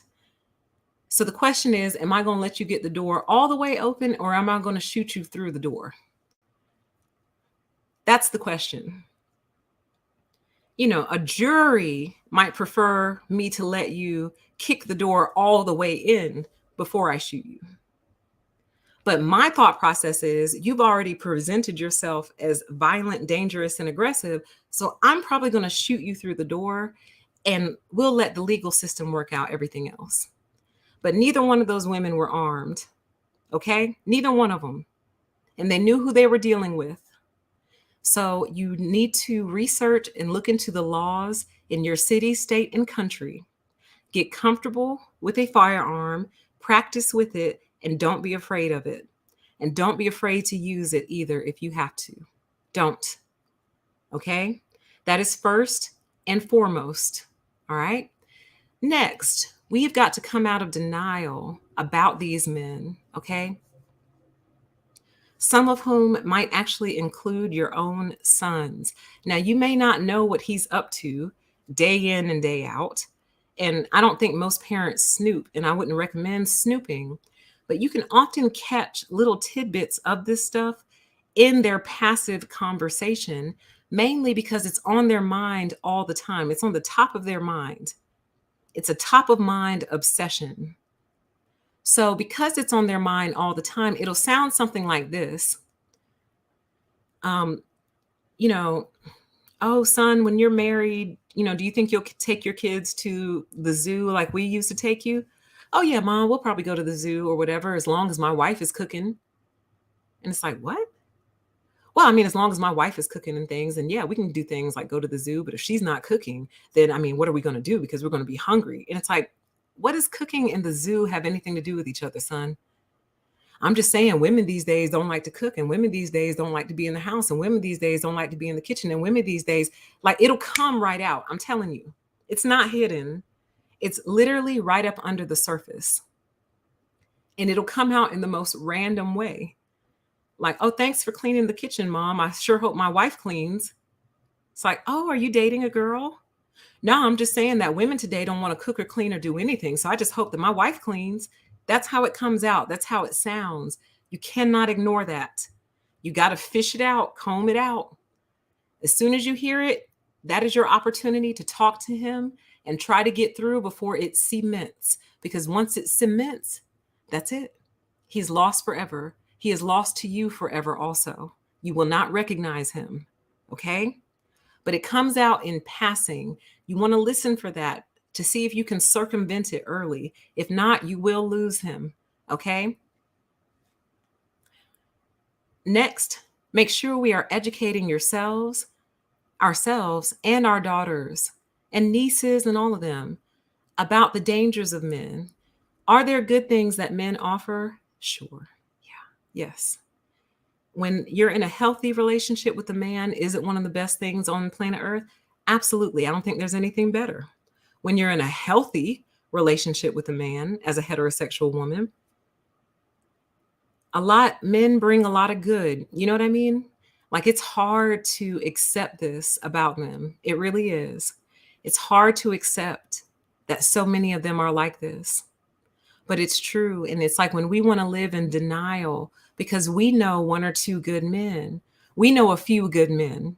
So because we know a few good men, we try to apply their good behavior to all of them. And it's simply not the case, you guys. You have to educate your daughters about the dangers. You have to tell them how, actually, I accidentally skipped over this, but this is perfect. You have to explain to them the roots of why these men are so dangerous and where it's coming from. I meant to put this in the what are they so mad about part, but I forgot to include it. So let me just include it here. One of the things that you can explain to your daughters is the complex jealousy that these men feel towards women. It's complex and it's complicated jealousy. It's a jealousy she won't be able to process because it's hard to understand why a man would be jealous of a woman. I'll never forget when I first experienced male jealousy towards me. I didn't know what to do, y'all. Like, I was stuck. I was like, oh my God, he's actually jealous of me. And the way I figured it out is he would always one up me. And I didn't notice it at first. Like, at first, I thought we were just having casual conversation. And this is not someone I was dating. This is more of an associate and a friend. At first, I thought we were just having casual conversation. But then I noticed that absolutely everything I do, or absolutely everything I did, he had done already and done it better. Anything I went to tell him about, he had already heard about it, already seen it, always already. And then it finally occurred to me. It didn't truly occur to me until one day I got a promotion and didn't find out about it. I told him, like, he knew I'd applied for the job. And from that day forward, he went on like this resume writing, interview practice, applying to multiple. It's like my promotion triggered him. And I was just stunned by it because I'm like, of all the people in the world, I would never expect a man to be jealous of me. Never. Of what? Like, we are two totally different beings. You're male and I'm female. We have two totally different life experiences and two totally different life expectations. But he was sincerely jealous of me, y'all. And it broke my heart because I thought we were friends for real. And so I'm like, damn, not only is a man jealous of me, but this is someone I thought was a friend. And my friend is jealous of me. And it makes it almost impossible to be friends with that person. And it's sad. Like, it's heartbreaking. But anyway, you need to explain to her and you need to understand yourself how complex and complicated male jealousy towards a female can be. Mainly because it's unexpected, because he can never compete with looks. He can't compete on hair. Typically, we can't compete on height. Like, I'm always going to be shorter than you, always, for the most part. So, like, you're stronger than me physically. So where's the competition? But honey, let me explain to you where the competition is. They're jealous of your perceived benefits, which we covered earlier. They're jealous of your beauty and your beautification routine. So the fact that you sit in the mirror and you primp and you prim and you press and you curl this and uncurl that and you curl it back and you curl it again and, oh, I don't like it there, and you smooth this down and you whisk that away and you put on your little lipstick and your little eyeshadow and your stupid little blush and blah, blah, blah, blah, blah. You get to be such a girl.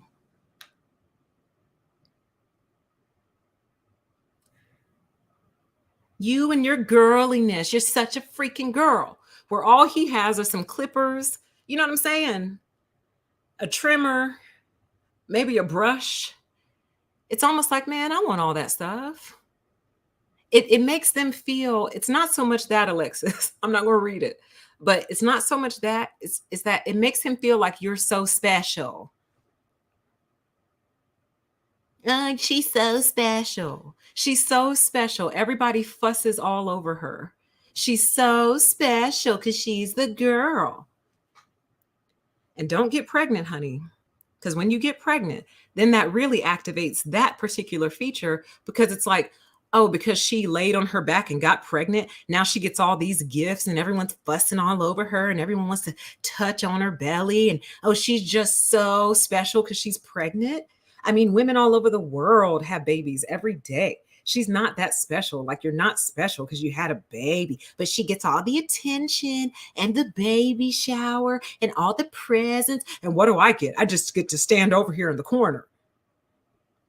I'm telling y'all, I'm telling you what I know. I'm telling you what I know. I'm transmitting to you right now what I know.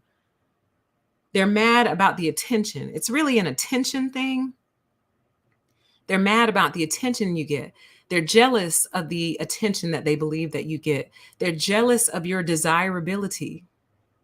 So they are jealous at the simple fact that you can walk outside, no matter what you look like as a woman. You might think you're the most unattractive woman in the world, but here's what they know and what they also won't tell you. Even the most unattractive woman in the world can get a man to come home with her by the end of the night. Those are facts. Those are big facts. If I wanted to get pregnant tonight, I could go get pregnant tonight. How many hours I got? 3 hours, 8, 9, 10, 11. I got 4 hours. I could go get pregnant in 4 hours. You think I couldn't? And the simple fact that I could literally leave my house right now and find a man to follow me home and impregnate me tonight, they hate that. Because to them, that's power. Whereas me, I actually find that kind of disgusting. I'm kind of grossed out that, yeah, I probably could walk up to one of these randos and be like, hey, what's up? You want to come home with me? You want to have sex? And he'd be like, hell yeah. All right, come on, let's go. And he would hop right in the car. He would come right back to my house. He would come right in the door and he would sleep with me. Guaranteed. They feel like that's power. That's power to them, the power to pull somebody to you and make them come to you. That's power to them, even though it's absolutely not true. Well, it's true, but it's not. So, for example, like if I go out and approach a married man who's actually committed to his wife or in a committed relationship, he's going to tell me no. If he's a man of character, you see what I'm saying? He doesn't even have to be married or committed. If he's just a single man who values his life, safety, and livelihood, he'll be like, I'm not going to come home with you, but I mean, if you want to exchange phone numbers, we can talk. You know what I mean? He should be suspicious of that anyway. Like these days, you should be suspicious of that. If a woman walks up to you, invites you to her house, and you just go willingly, that's very suspicious because chances are there's some guys at her house waiting to rob you, honey. But anyway, assuming there's nobody there waiting to rob you, like most men, a man who values himself and his life is not going to follow you home. But there are so many debased men out here that would follow you home that night. Like, again, within 4 hours, I could be pregnant, you guys, if I wanted to. They view that as power. That's a powerful position for someone to have.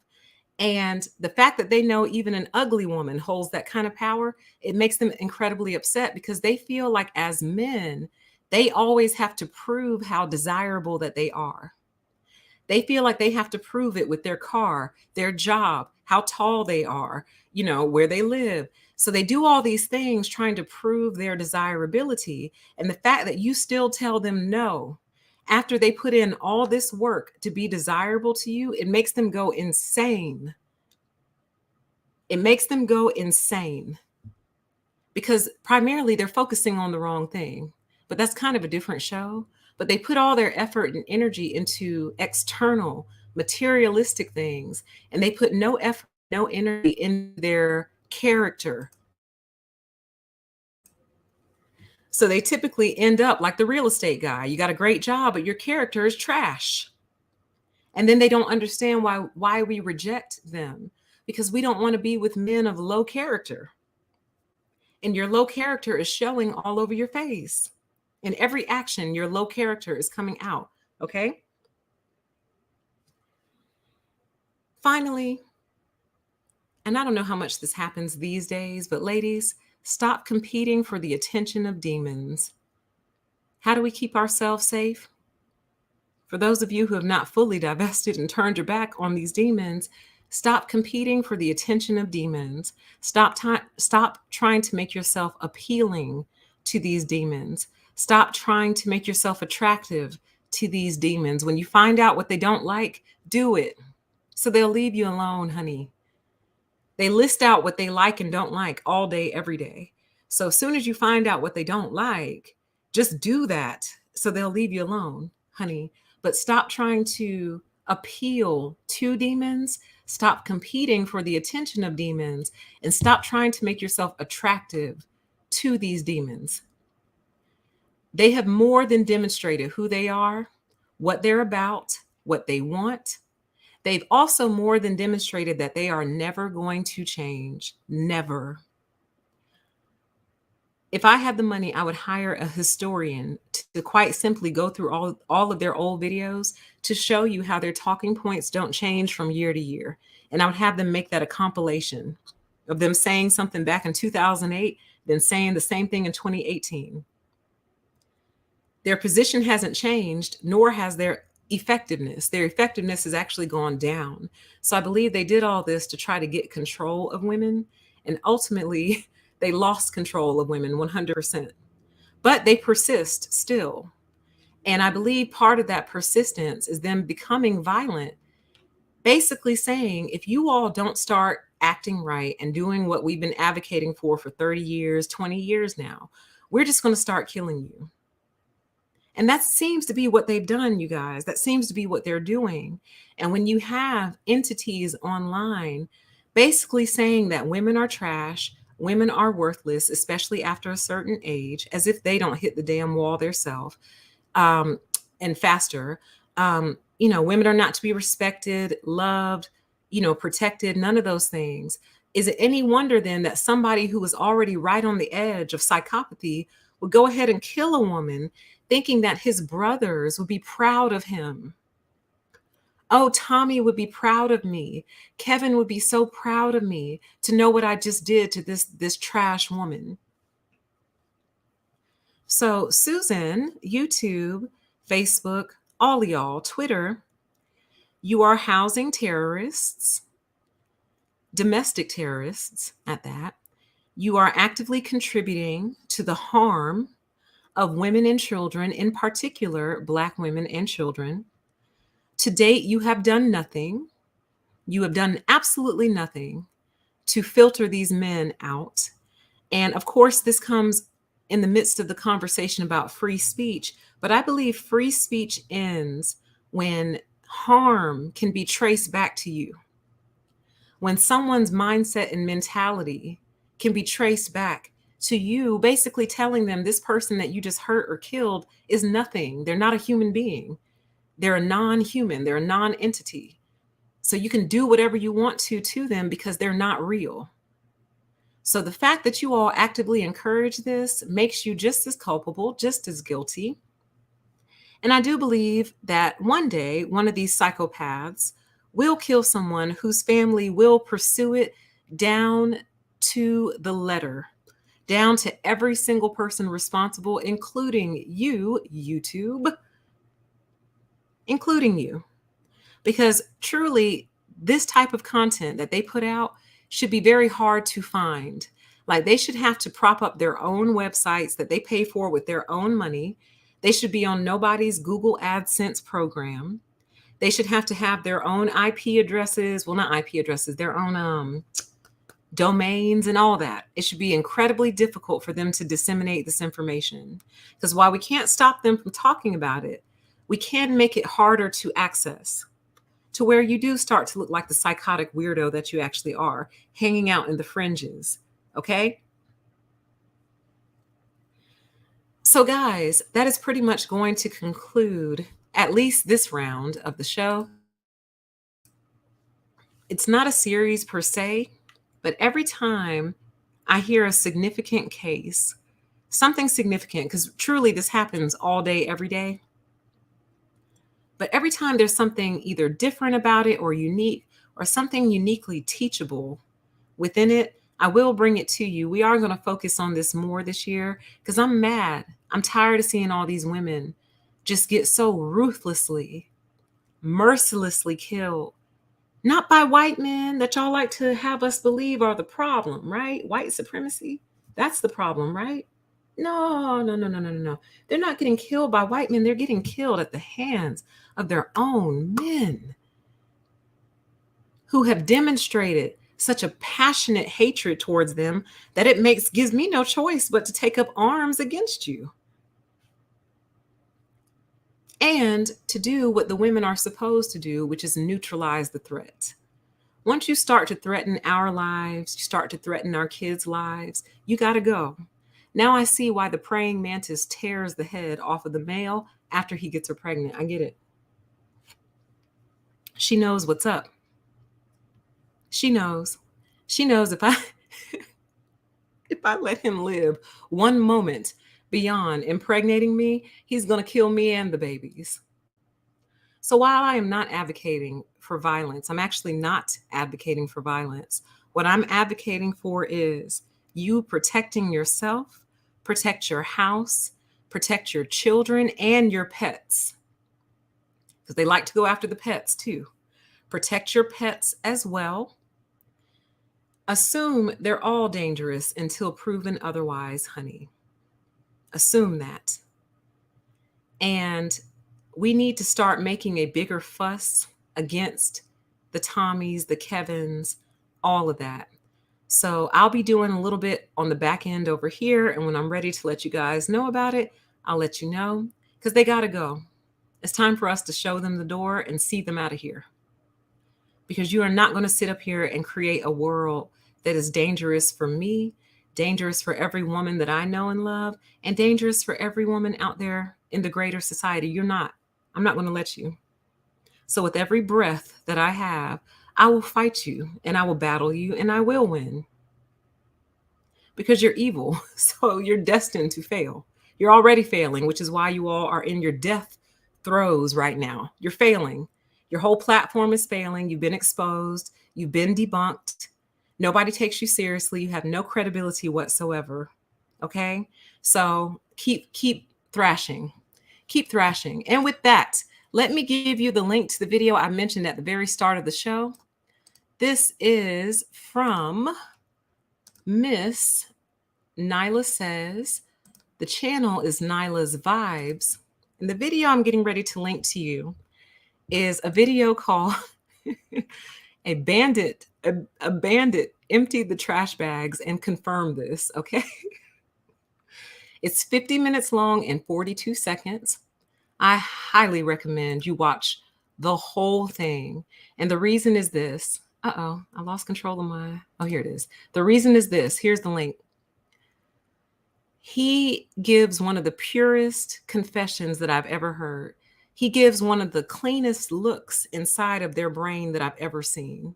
And what you're going to watch is the devolution from where he starts in this conversation to where he actually ends up.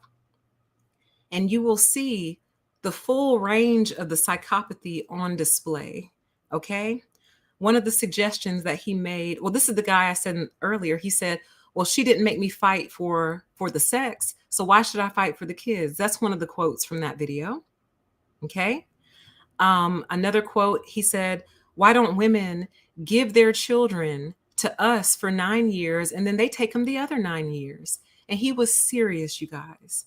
He was serious. And that's just 2 quotes of many. So shout out to Nyla for that video. Thank you for sharing it and letting us see into the minds of these deeply disordered men. Okay, so check out that video. But that's going to conclude it for this particular show, you guys. I appreciate you all being here. We will be talking about this more, and the news break will be back on Friday. All right. So until then, please be safe and take care of yourselves and protect yourselves. Okay. Bye.